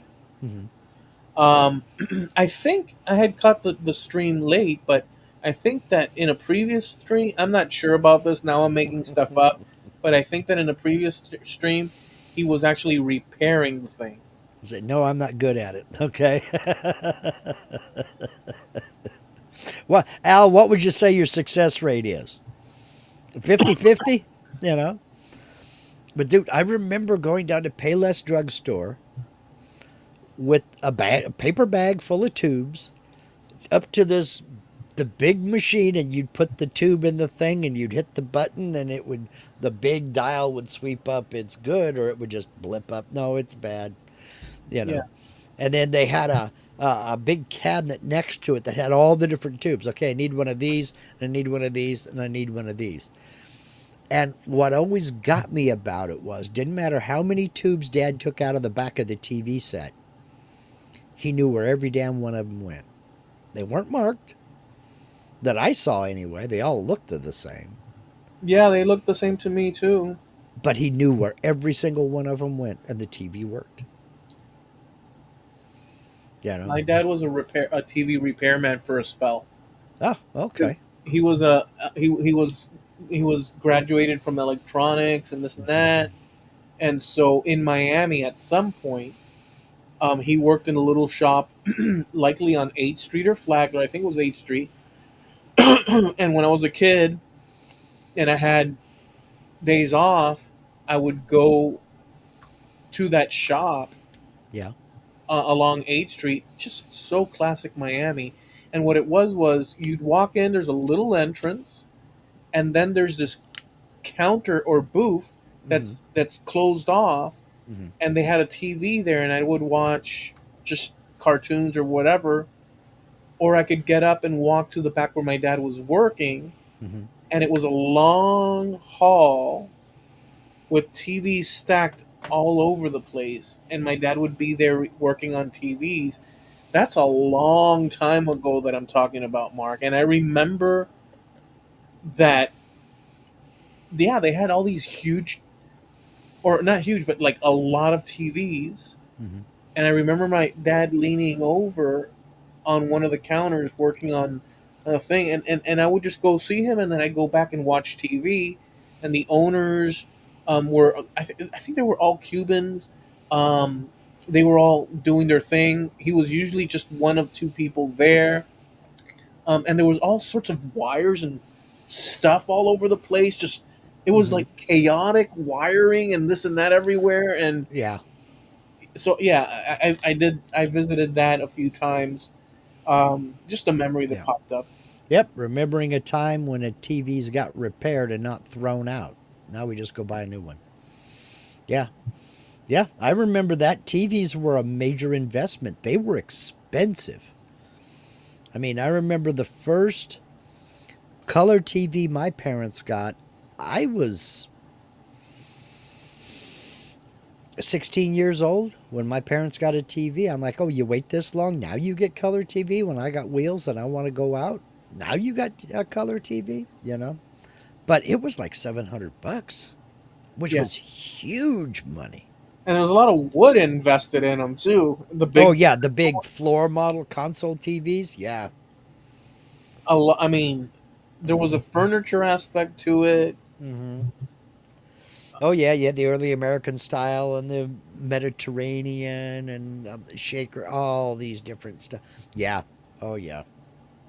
It Mom was was amazing always a stuff. fan of early American, so it had to have turned posts on on the corners and things like that. And the thing was the size of a chest of drawers, and it had a 23-inch screen. You know, oh man, and it wasn't widescreen either. Widescreen's fairly new, Yeah, so we're relatively speaking. we're in a different world, man. I mean, the Yeah, quality that we have now. yeah, Steve. Back then, people didn't break into the house and steal a TV. No, they couldn't.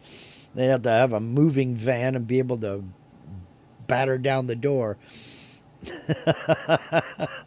But TVs are relatively cheap now, roughly, Oh, or at you can least buy they. one. You can buy one for $100, brand new, Yeah, with a warranty. You know, yeah. and you can't buy 2 bags of groceries for $100. So Nope, they're very cheap. nope. And that's a truism. Hmm. Boy, do I long for, I don't know, 2003 or something. I don't. I don't. I figure this is just the next evolution.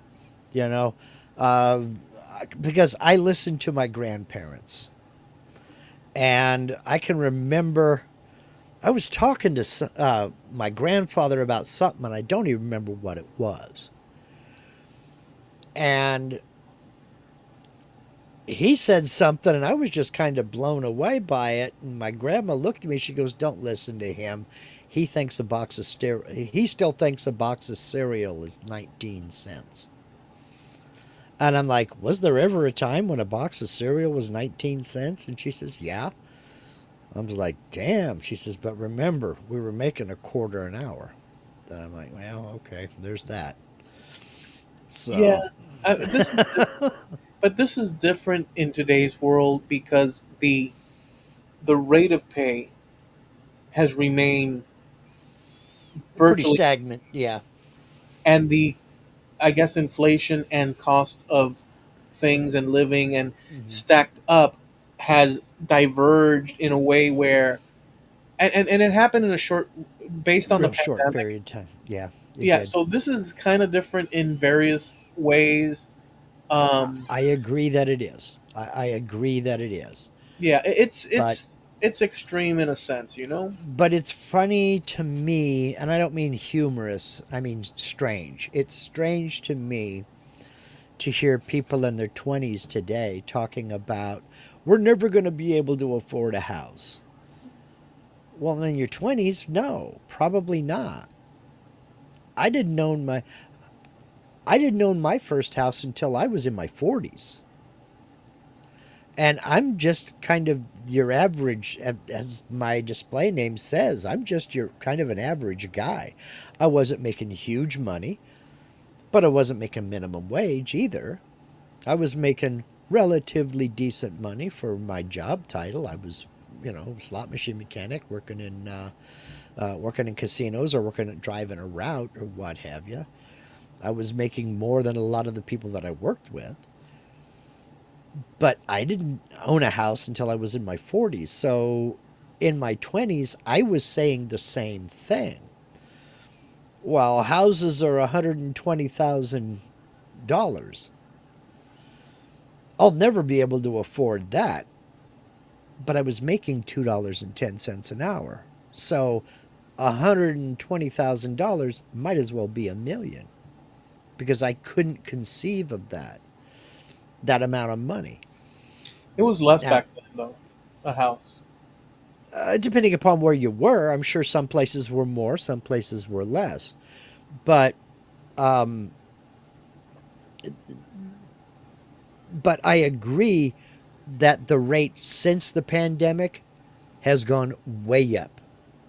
And while I think it's a little bit strange for 20 somethings to be thinking about how their life is doomed because they can't afford to buy a house, people in their 30s and 40s are starting to feel the same way. That's a problem. That's a problem. Um, the rate has gone way up. So there is that disparity that you're talking about. But it's not as bad as the 20 somethings are making it out to be, I don't think. I have less. So I think that we are in a real pickle in terms of all that. Mm-hmm. I could say a lot of things, but I'll say this thing, which is sort of within the area. But the other day, now there's a consequence to this, or there's Mm-hmm. potential. So I'll just say what I saw. I decided to look at the Miami market through Zillow and this, that, and the other. Mm-hmm. I did a few just to. I was talking to my aunt, and she mentioned, oh, I was looking the other day and this and that, and said, oh, let me look, and I had not looked for over a year and some change. Uh-huh. Mark. Now I know this is different. This is South Florida Sure. than your parts and than Yeah, Lubbock, you Texas. you are in a very expensive area. But but I just wanted to throw this out. The map opened because you know how it has a map Sure. with all a bunch of little dots and this and that, Mm-hmm. And prices. and each little dot has its price. You can zoom in and this and that. Mm-hmm. In between all the 600 to 700 to $800,000 purchases, Mm-hmm. which were a lot of rinky dinks anyhow, Mm-hmm. there were 1, 2, 3 million, Mm-hmm. all with compact in areas that me as a Floridian and particularly as a Miamian Mm-hmm. know these areas, and it blew my mind. And Yeah. why? Because the price of those homes are so extreme within a short time span of, you know, um, Uh-huh. from last I looked till now. Yeah. And so here's what that makes me think: you have all these homes, millions of dollars Yeah. each, be it 800,000 to a million to a million two, 3 million, whatever the case. It's all in that ballpark, man. And if you look at the smaller ones, they're apartments and they're in the 500,000s to 400,000s. You'll Yeah. get a couple or two that are slightly, but they're rinky dink, apartments and such. Yeah. Regular people can't afford that, dude. If you were jumping in, now there's somebody can afford that, but what I'm getting at is Sure. Sure. Sure. Yeah. No if, doubt. if you look at the majority of people, And that kind of a purchase, it's a real, and yes, we're talking about Miami, but still, Yeah, it's a real but concern for the future generations. it and it is if you look in that area, and that's all. Um, because again, speaking as a recovering real estate agent, like I'm looking in our area right now, the Rogue Valley, and I'm seeing homes for 269, 4 bedrooms, 2 baths. Yeah, there are a lot of 500 and $600,000 homes. Here's one for 800,000, but here's 325, 350. I'm ignoring that one because that's a trailer in a park. 275, 225, 249. All markets are local, I guess, is what I'm getting out, is what I'm saying.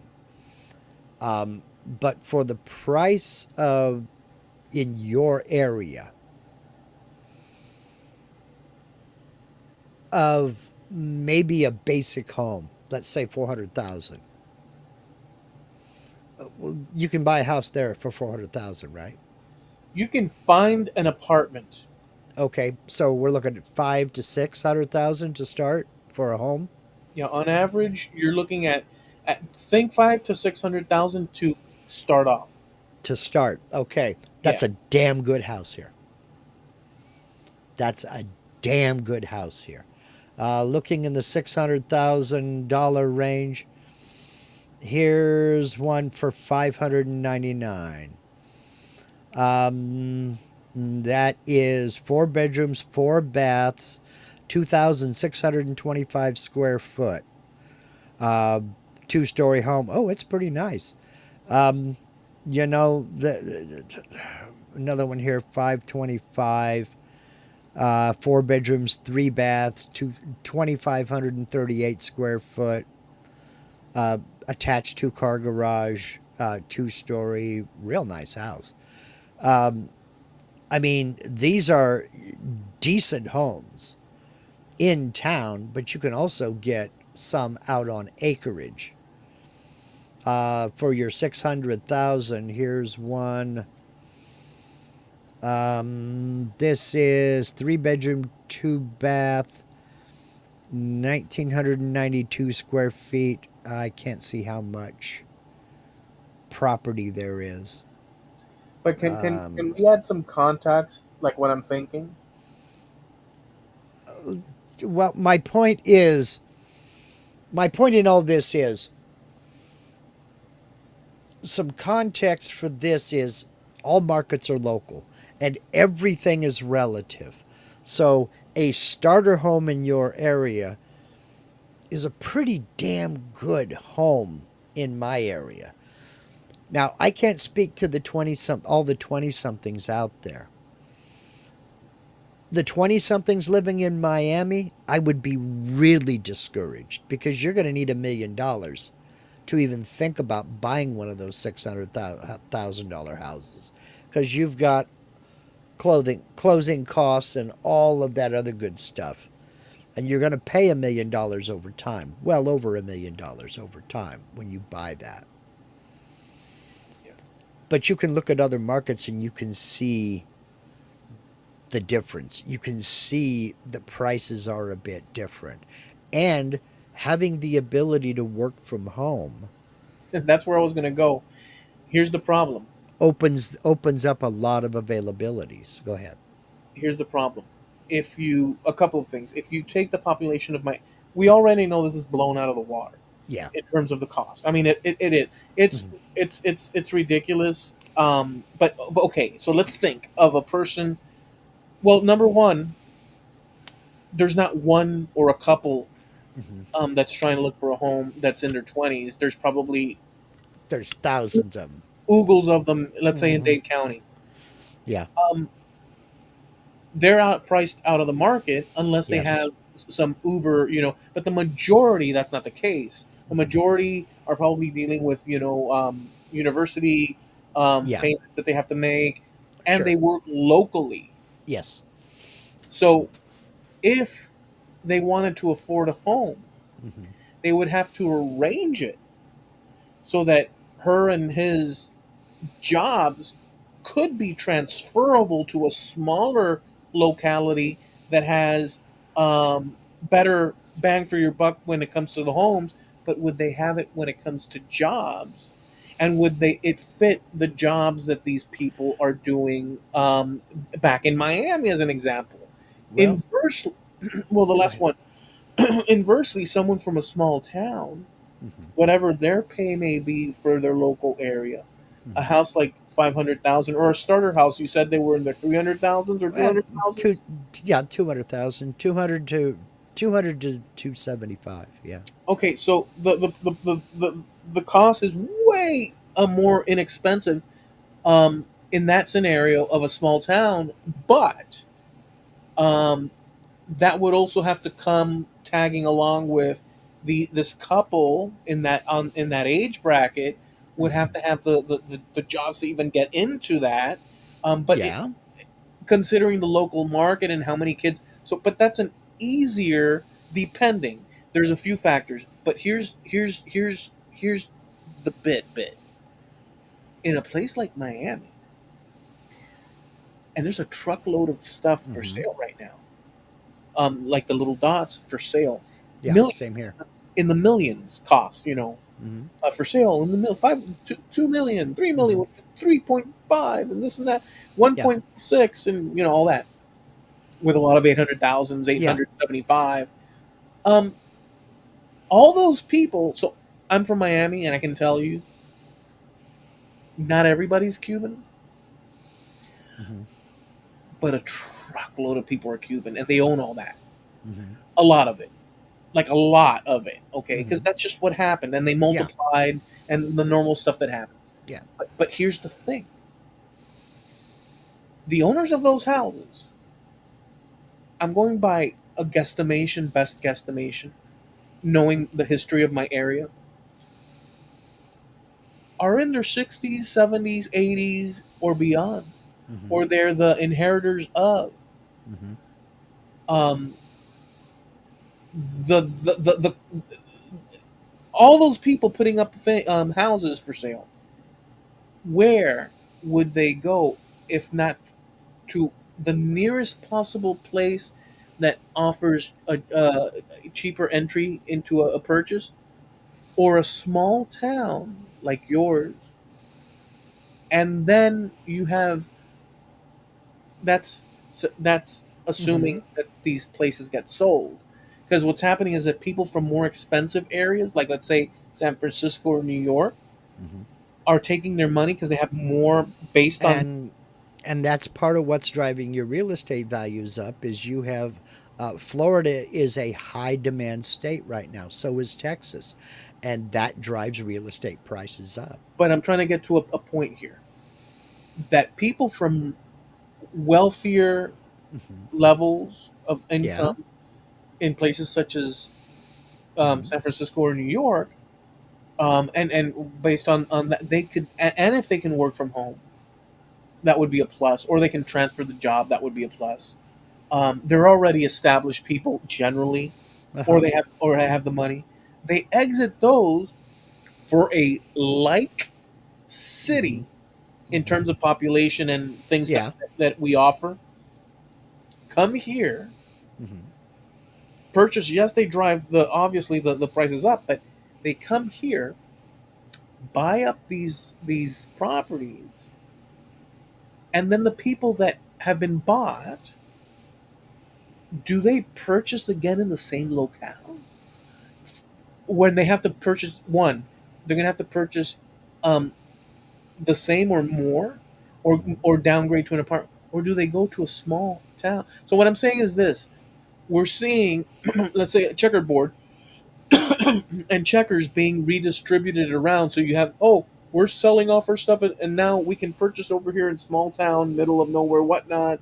Hmm. And then That they was my pop. business. So there's sort of this thing going on. Hmm. But returning to the context of kids and what they expect and stuff, sure, if they live in a small town, where the prices, because there's not enough movement where houses Hmm. skyrocket, they can do that. But that's in the context of them being able to afford it, with their pay and this and that. Um, um, so that's an option if they can Well, do it. You know, but that's been going on forever. but the context. When I Yeah. was 5 years old, my dad went down to California. We were up here in Oregon living with my mom's parents. My dad went down to California, secured a job, found us an apartment, and we moved down there to be with him. We relocated 400 miles away to the San Francisco Bay Area where he could get a better job and we could get a better home. And we were there 10 years. And in that 10 years, we went from renting one apartment to another apartment to a house. Then we bought a house, sold that, bought another house, sold that, and moved back up here. So my point is, you may have to relocate to buy your first house. And a lot of people did. People buy and sell houses for any number of reasons. There are hundreds of reasons to buy or sell a home. And people relocate. They move for just as many reasons. Yes, a good percentage of the people that you're talking about selling that home are taking the money from the sales of that home and buying another house, maybe across town, maybe 6 blocks away, maybe in another city. But they're buying a like home for the proceeds from the sale of that house. That's what I did. I did that every day. Some folks would leave the state and go somewhere else. Some folks just moved across town to a bigger or smaller house. All their kids have graduated. They don't need this big 2,000 square foot house anymore. They want to live in a smaller, you know, house, but still have a guest room for when if the kids come visit. And that happens. It's happened forever. I guess my point in this is the ability to stay where you are, where you've grown up. You're an anomaly. There aren't many. If you were to take a poll of folks that you know, there aren't many people that live in the house as adults that they grew up in.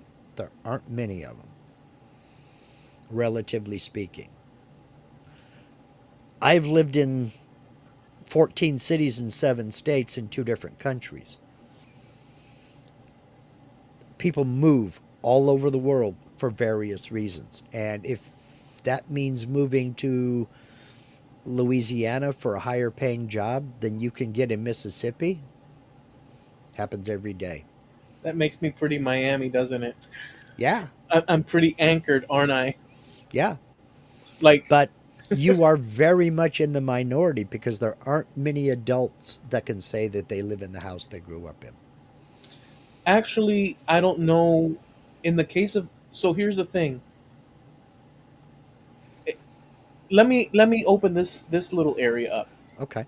In the '60s, it ends up that across the '60s, it ended up hundreds of thousands of Cubans came over here, exiled Hmm. from Cuba, Yeah. and they right away just basically repeated what they did over there. Obviously, they started in lower paying jobs and this and that, but Hmm. they were concentrated in, and they basically reestablished community there, all the while waiting for Hmm. some return that never happened. But but people just started buying businesses Hmm. like right out the gates, Yeah. because they were transferring what they did. How do you make money? You open a Yeah. business. That's what we had back there. Yeah. So let's just do that now.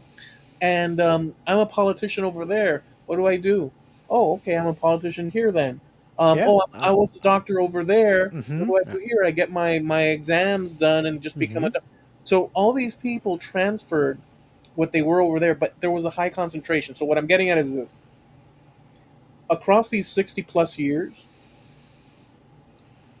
either the first generation, second generation, or third generation Hmm. are in the houses that Hmm. they, because they purchased, like Miami is awash in these Cuban Hmm. generational families. So I don't know that it's rare within the context of Miami, because this is where they congregated And since the that beginning. So this is the hub of that community. So in terms of that, there might be others like me, just maybe not in Sweetwater. right, and there and you're right about that. There are certain areas where that may be more common. But let's say, for instance, pick one of your friends that had a brother and a sister.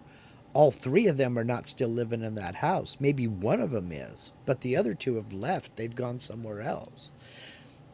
So but that's what I'm getting at. People move and they relocate for various reasons all the time. Jimmy got accepted to this college in Nebraska. Well, Jeanette got accepted to this college up in New England. So now they're gone.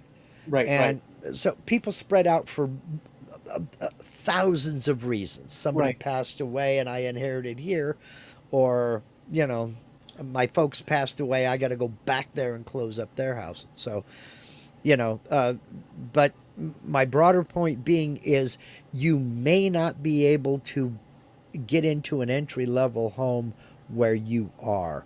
You may have to relocate, and you have to be willing to do that. Yeah, If Miami is not a market for starter people. neither is the San Francisco Bay Area anymore. I can't think of any place in California that is. Maybe up here in far northern California, there might be some places where someone just starting out can buy a home. But California is just expensive. Florida is even more expensive. And Texas is creeping up behind. It's getting close. But you've got a lot of areas. I mean, you got a lot of areas in this country you can still buy a decent house to live in for less than $100,000. They're few and far in between, but it can be done. You and I watched David, our buddy David, walk around a rental he bought that he paid $5,000 for. I can't even fathom a $5,000 house, especially when I paid $11,000 for my workshop. And it's a 12 by 16 garden shed, you know. But that was a two-bedroom house. So everything's relative, man.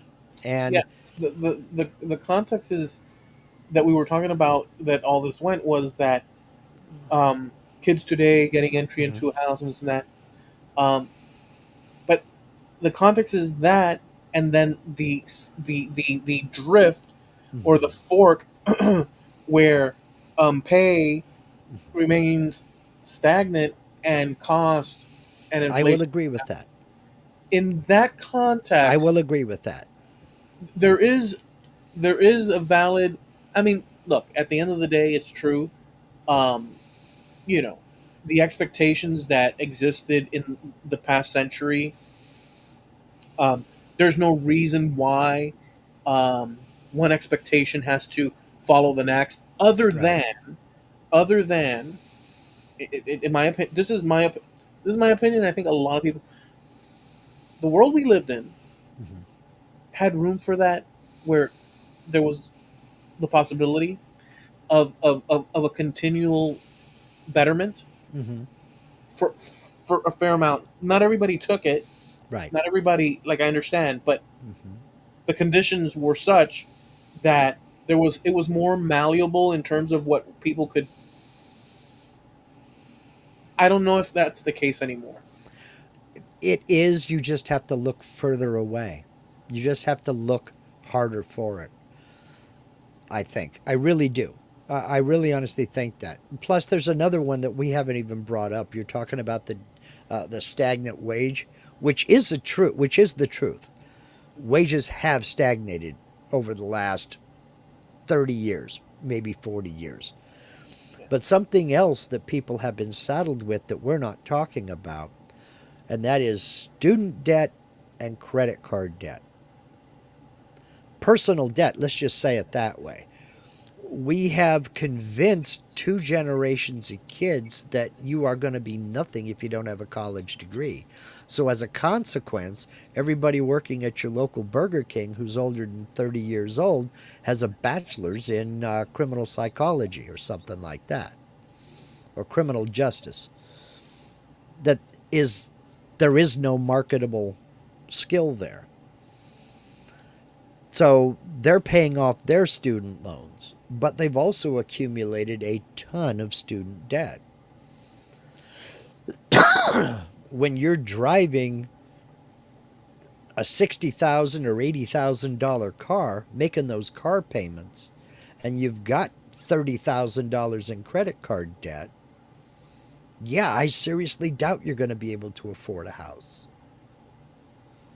And if you could afford it, you're probably not going to get it because if more than 30% of your income is servicing debt like that, you're never going to qualify for a loan to get into one.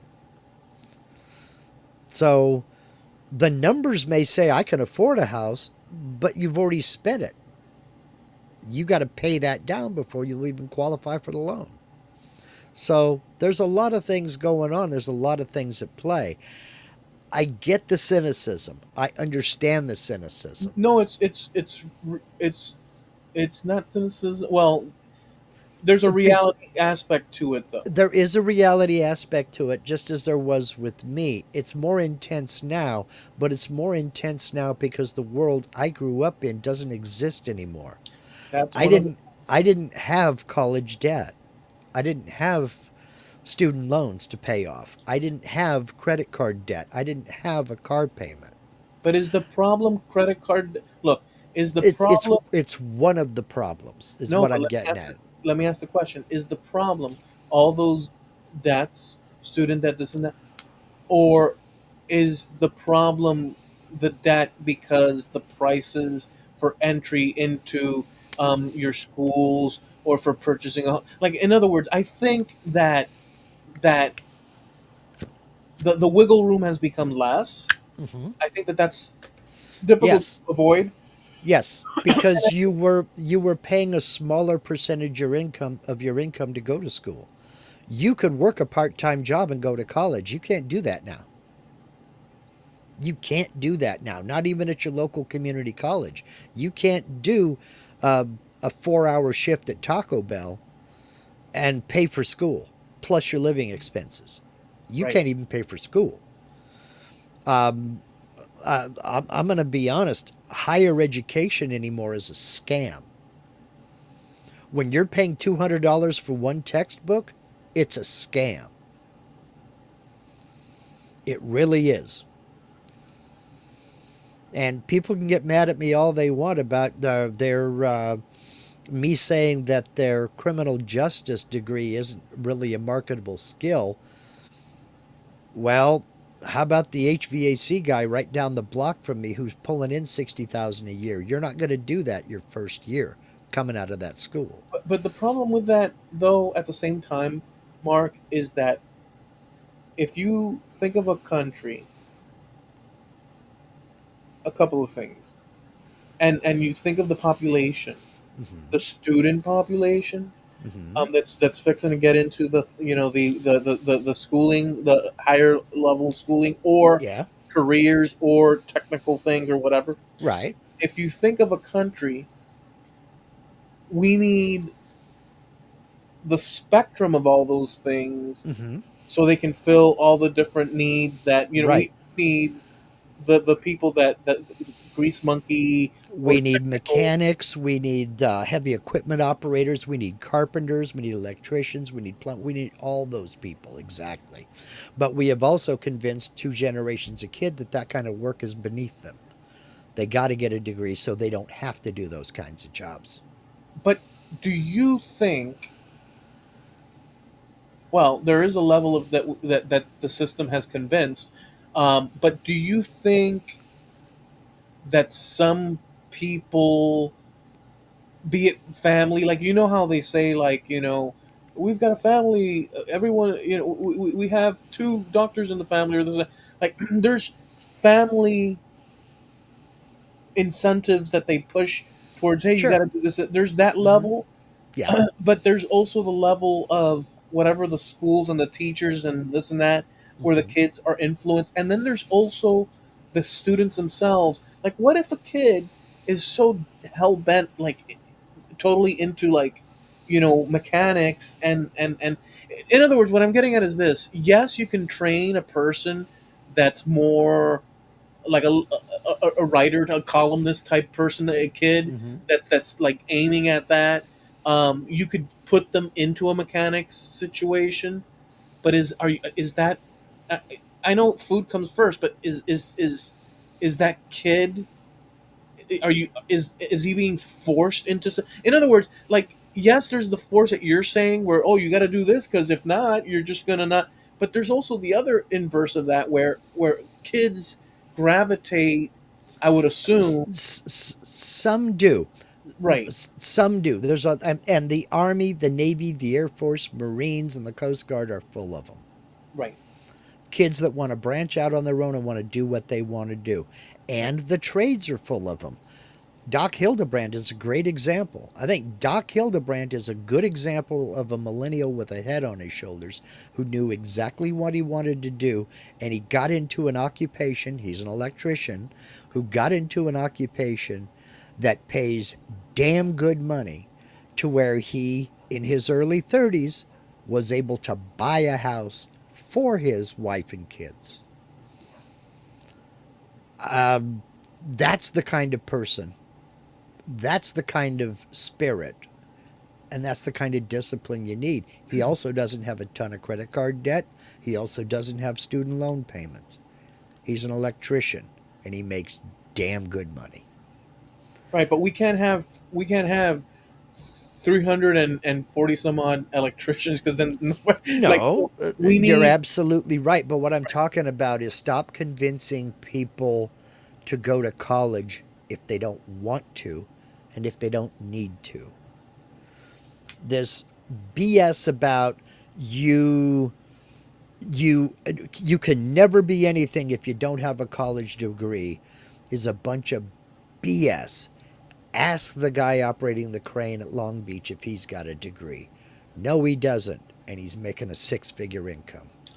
Yeah, there's there so that narrow so look, the paradigm Mm-hmm. of your life planned out through higher education in whatever field and this and that, Mm-hmm. um, is a route, and but it's one Yeah. of it's one of other routes, and many of the choices of college and university, may not, like, it's kind of like actors. They move to Hollywood, Mm-hmm. and it's the old trope where, the guy is sitting at the diner, and Mm-hmm. the lady walks up, Yeah. and she says, "Oh, you're the waitress." She says, "Well, no, I'm an actress." Yeah. Exactly. You That's know, how you get their attention. You go to Hollywood. You go to a restaurant. When you want to call your waiter over, you go, uh, "Actor." yeah, Yeah. yeah. So there's that. So it's a little bit of that, where we have, look, um, in a way, in our lifetime back in the day, Mm-hmm. we already long time ago Mm-hmm. saw like the consolidation of Mm-hmm. big businesses like box stores, Yeah. um, consolidating, and we already saw Mm-hmm. the China imports, and even before that, the Japanese stuff, if you Mm-hmm. recall. I mean, I was too young for that, but I did see that around. But I Mm-hmm. was too young for that, like the Japanese, and then Mm-hmm. text textile stuff from like Malay or Indonesia, I think it was, Hong Kong and Taiwan and India as things like well. that. Yeah. Yeah. All that we saw Mm-hmm. was creating a situation where, to a degree, we were able to have access to cheap stuff, lower cost Mm-hmm. than if it was made over here. And that started to snowball until a lot of stuff wasn't made over here anymore. Hmm. And then now we were stuck with holding the bag where everything is coming from over there. Now the jobs, factory job, like that The factory menial, jobs, yeah, the manual, manual labor, yeah, factory jobs went away. All the steel jobs, a lot of manufacturing jobs just gone. right? So all that Hmm. is absolutely, it's an absolutely true situation Oh where yeah. we handed over the thing. We did get something in return. That's true. Hmm. We got cheap products and this and that, but at the other end of the scale, basic jobs that didn't require investing in universities and so on and so forth Hmm. were eliminated to a great degree, Right. leaving a lot of pockets of people that you either do that or you go Hmm. whatever direction you can. I think that that long travel from there Hmm. has put us where we are now because that's one other That's aspect. that's one aspect, yes. And like I said, there isn't just one answer. There's a lot of these are multiple reasons. But another thing, and I'll go back to it and I'll rant about this till the day I die, is our education system does not teach freedom, liberty, discipline, personal reliance, and self sufficiency. What happens when your business closes down or your owner of your business wants to sell? What happens? Most people moan about they're losing their job. Now I got to go find another job. How many of them talk to the owner about possibility of buying that business or starting their own? We don't teach that kind of spirit anymore. And a lot of people are too dependent on the community. A lot of people are too dependent on somebody else is going to make the decisions for me. You know, I know a girl, Linda knows her as well. There's a video about her on my YouTube channel because she is still my hero. That was the exact situation. She worked in a yarn shop. The owner of that yarn shop started talking about selling it. She talked to her mom, she talked to her friends, she got a couple of loans, she bought the business. And she ran that business for 5 years. She was 22 years old when she bought that business. 22 years old. She sold it 5 years later for a huge profit, then went back to school to get her business degree. To me, she was my hero simply because she didn't whine about not going to have a job. She got her ducks in a row. She made her job. She bought that business and prospered, made it her own. And to see that out of a 22-year-old to me was just awesome. Think of it this way: we have a lot of people crying that there ain't no jobs, but we have hundreds of thousands of immigrants coming here every year with nothing. Basically, the clothes in their suitcases, Hmm. and they start businesses.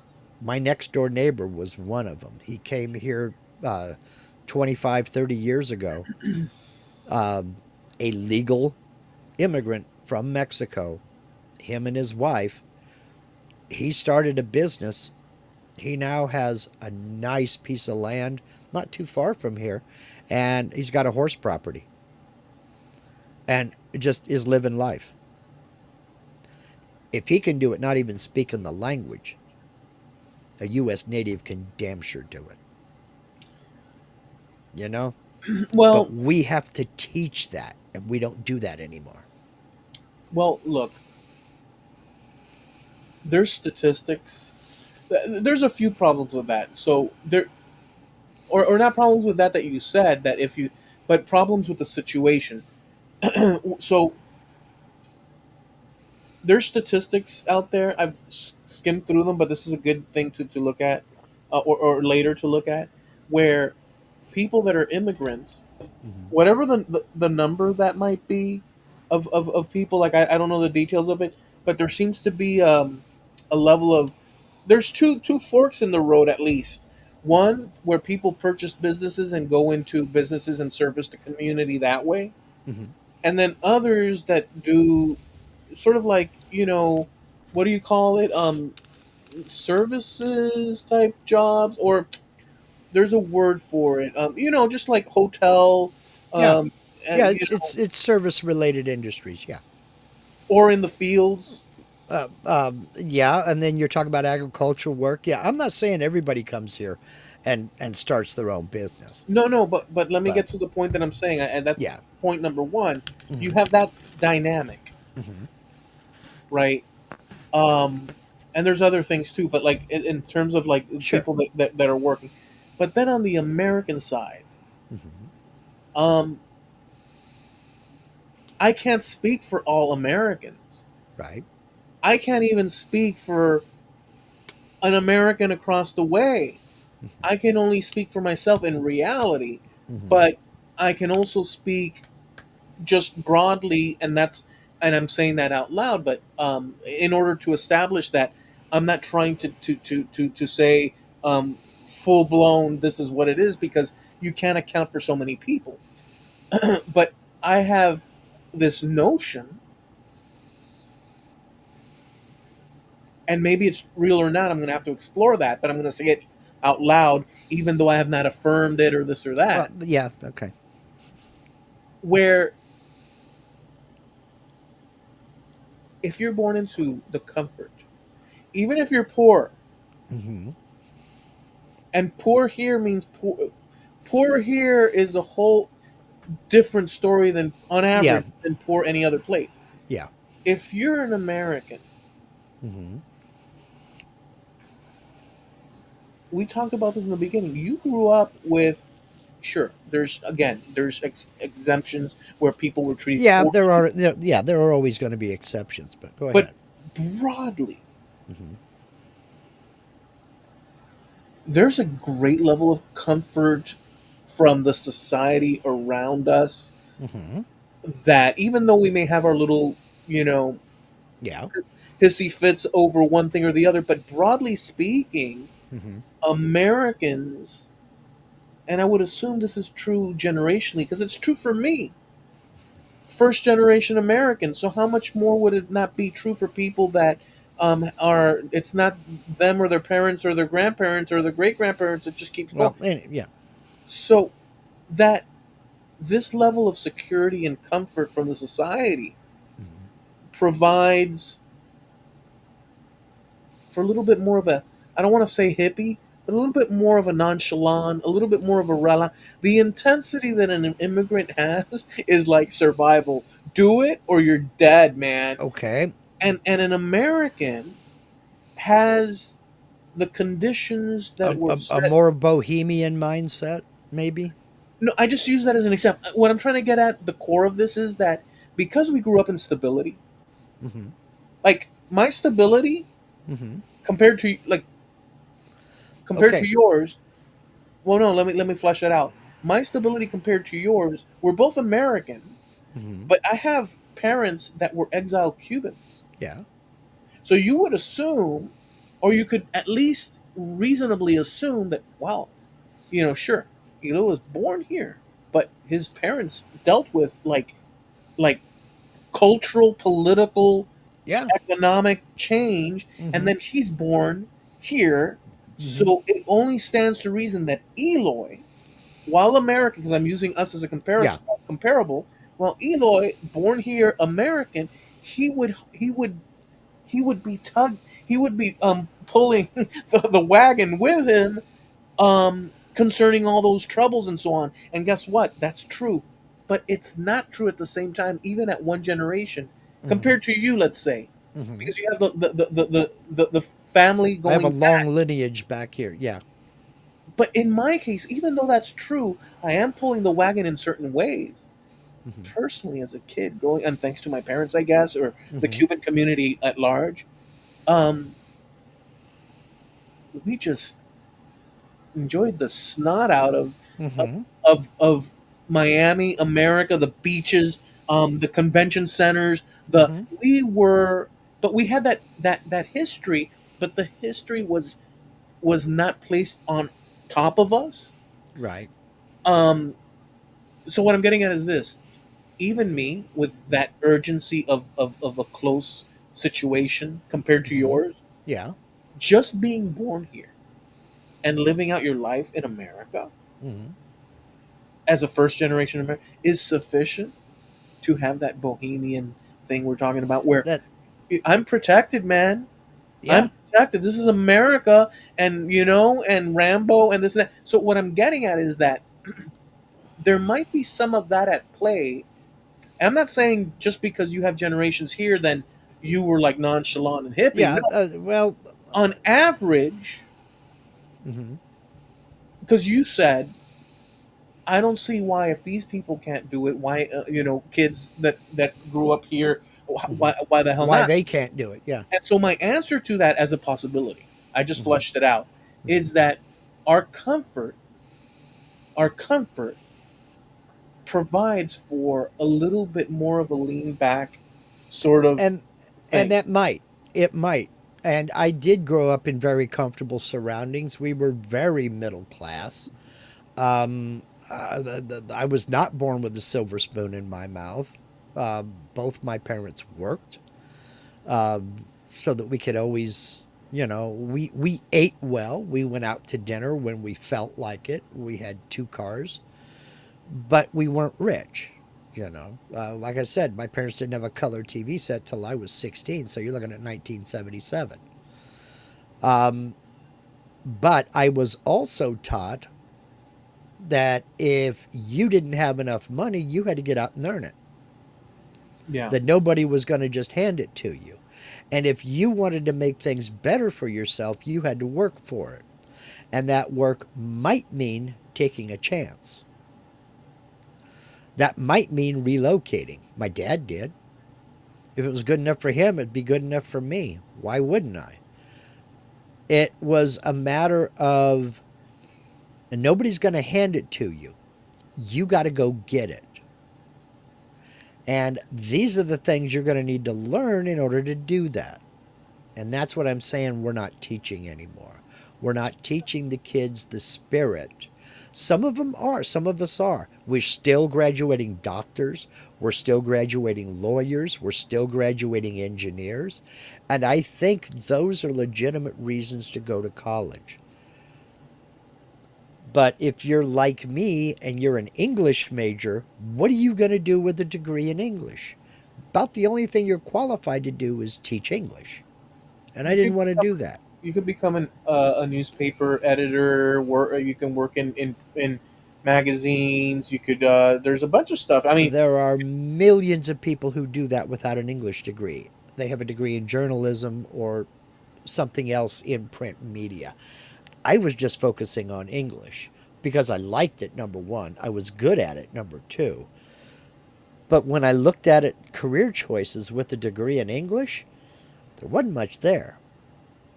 So I just basically finished out my semester and I never went back. But my point is, sometimes if you can't get the job you want, you have to go out and make it. We see that all the time.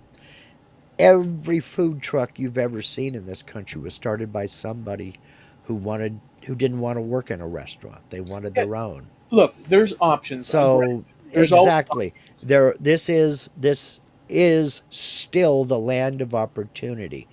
You just have to want to take that opportunity and make that opportunity. That's all I'm getting at. well. I think that it's time for us to because we have gone. Yeah, we've gone a bit long, 2.5 hours. I don't know why. Is it that my clock usually says 11 ish, Hmm. 11:30? Why is it now it's 12? How come that happened like that on my end? I don't know. Mine says 9:03, so Wait, yours would say 11:03. why is No, my 12:03. Oh, okay, so it is right. You Yeah. almost had me convinced that something was wrong with my clock. No, Yeah, it's 6:04. Yeah, that's it. Yeah. but why like I'm used to when we wrap up generally it's like 11ish 11:30. Yeah, we went long today. Also, that's the reason we Yeah. didn't. No, we didn't put a cap on it early. We went No, no, we were knee deep in the hoopla, man. I'm not gonna stop a good thing. it was a good and there's more left unexplored, but yeah, Yeah, we because we took didn't get to any of the topics we wanted to talk about. well but we did cover some good ground, to be honest with you, and it was interesting. Hmm.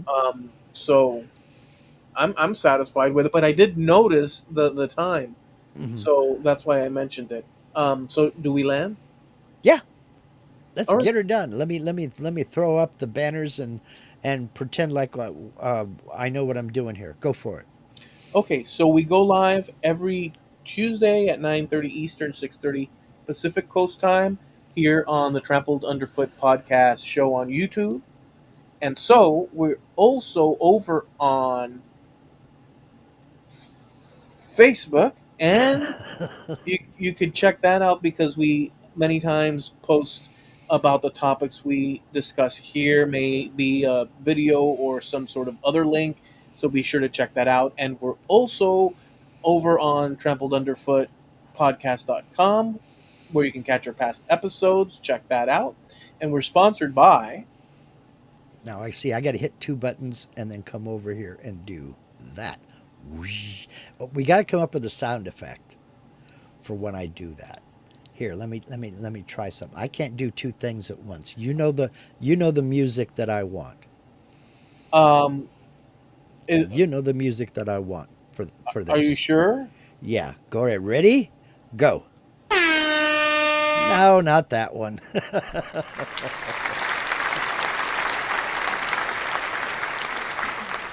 No, Oh, that was the one. That was the one. wait, let's do it right. Let's do it right. Let's do it right. No, because now it's I don't care what you say. Steve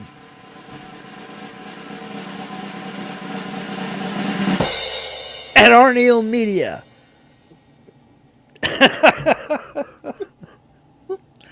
I'm gonna do this seriously.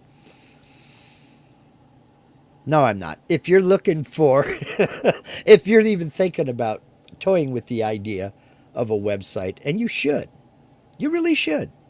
You want to make a web store. You want to get your products and services out to the public at large. The only place I'm ever going to send you to, the only place I'm ever going to refer you to, is Harneal Media.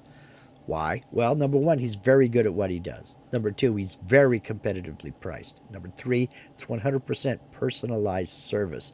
When you deal with Harneal Media, you're dealing with Steve. You're not dealing with anybody else, no matter what anybody else says. No, you're dealing with Steve.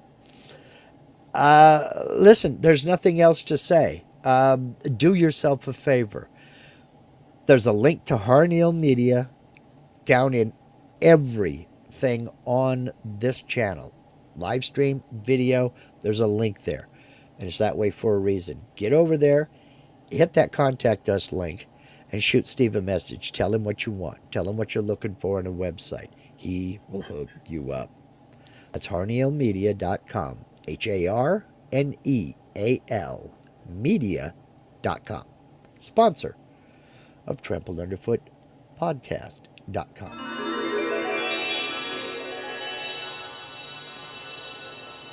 Awesome. I'm going to take away that button. You know what I think when I hear that? They're magically delicious. Always after me, Lucky Charms. Oh yeah. Well, did they use that? No, they didn't use it, but it sounds like they would have. Yeah. It was. It's more Bewitched to me, but fair enough. I gave up long ago trying to guess what they would come up with for an outro. Yeah, so did we, Steve. So did we. Listen, guys, thank you all for hanging out. It was very entertaining. We did touch on some really cool, questions and topics and so on, and Hmm. um, people offered some insights. I really enjoyed it. I hope you enjoy the rest of your week and do the things that you love, but be safe doing it, whatever that might crazy thing might be. And we'll catch you next week here, same time, same channel. Peace. Hey, do that brand new thing.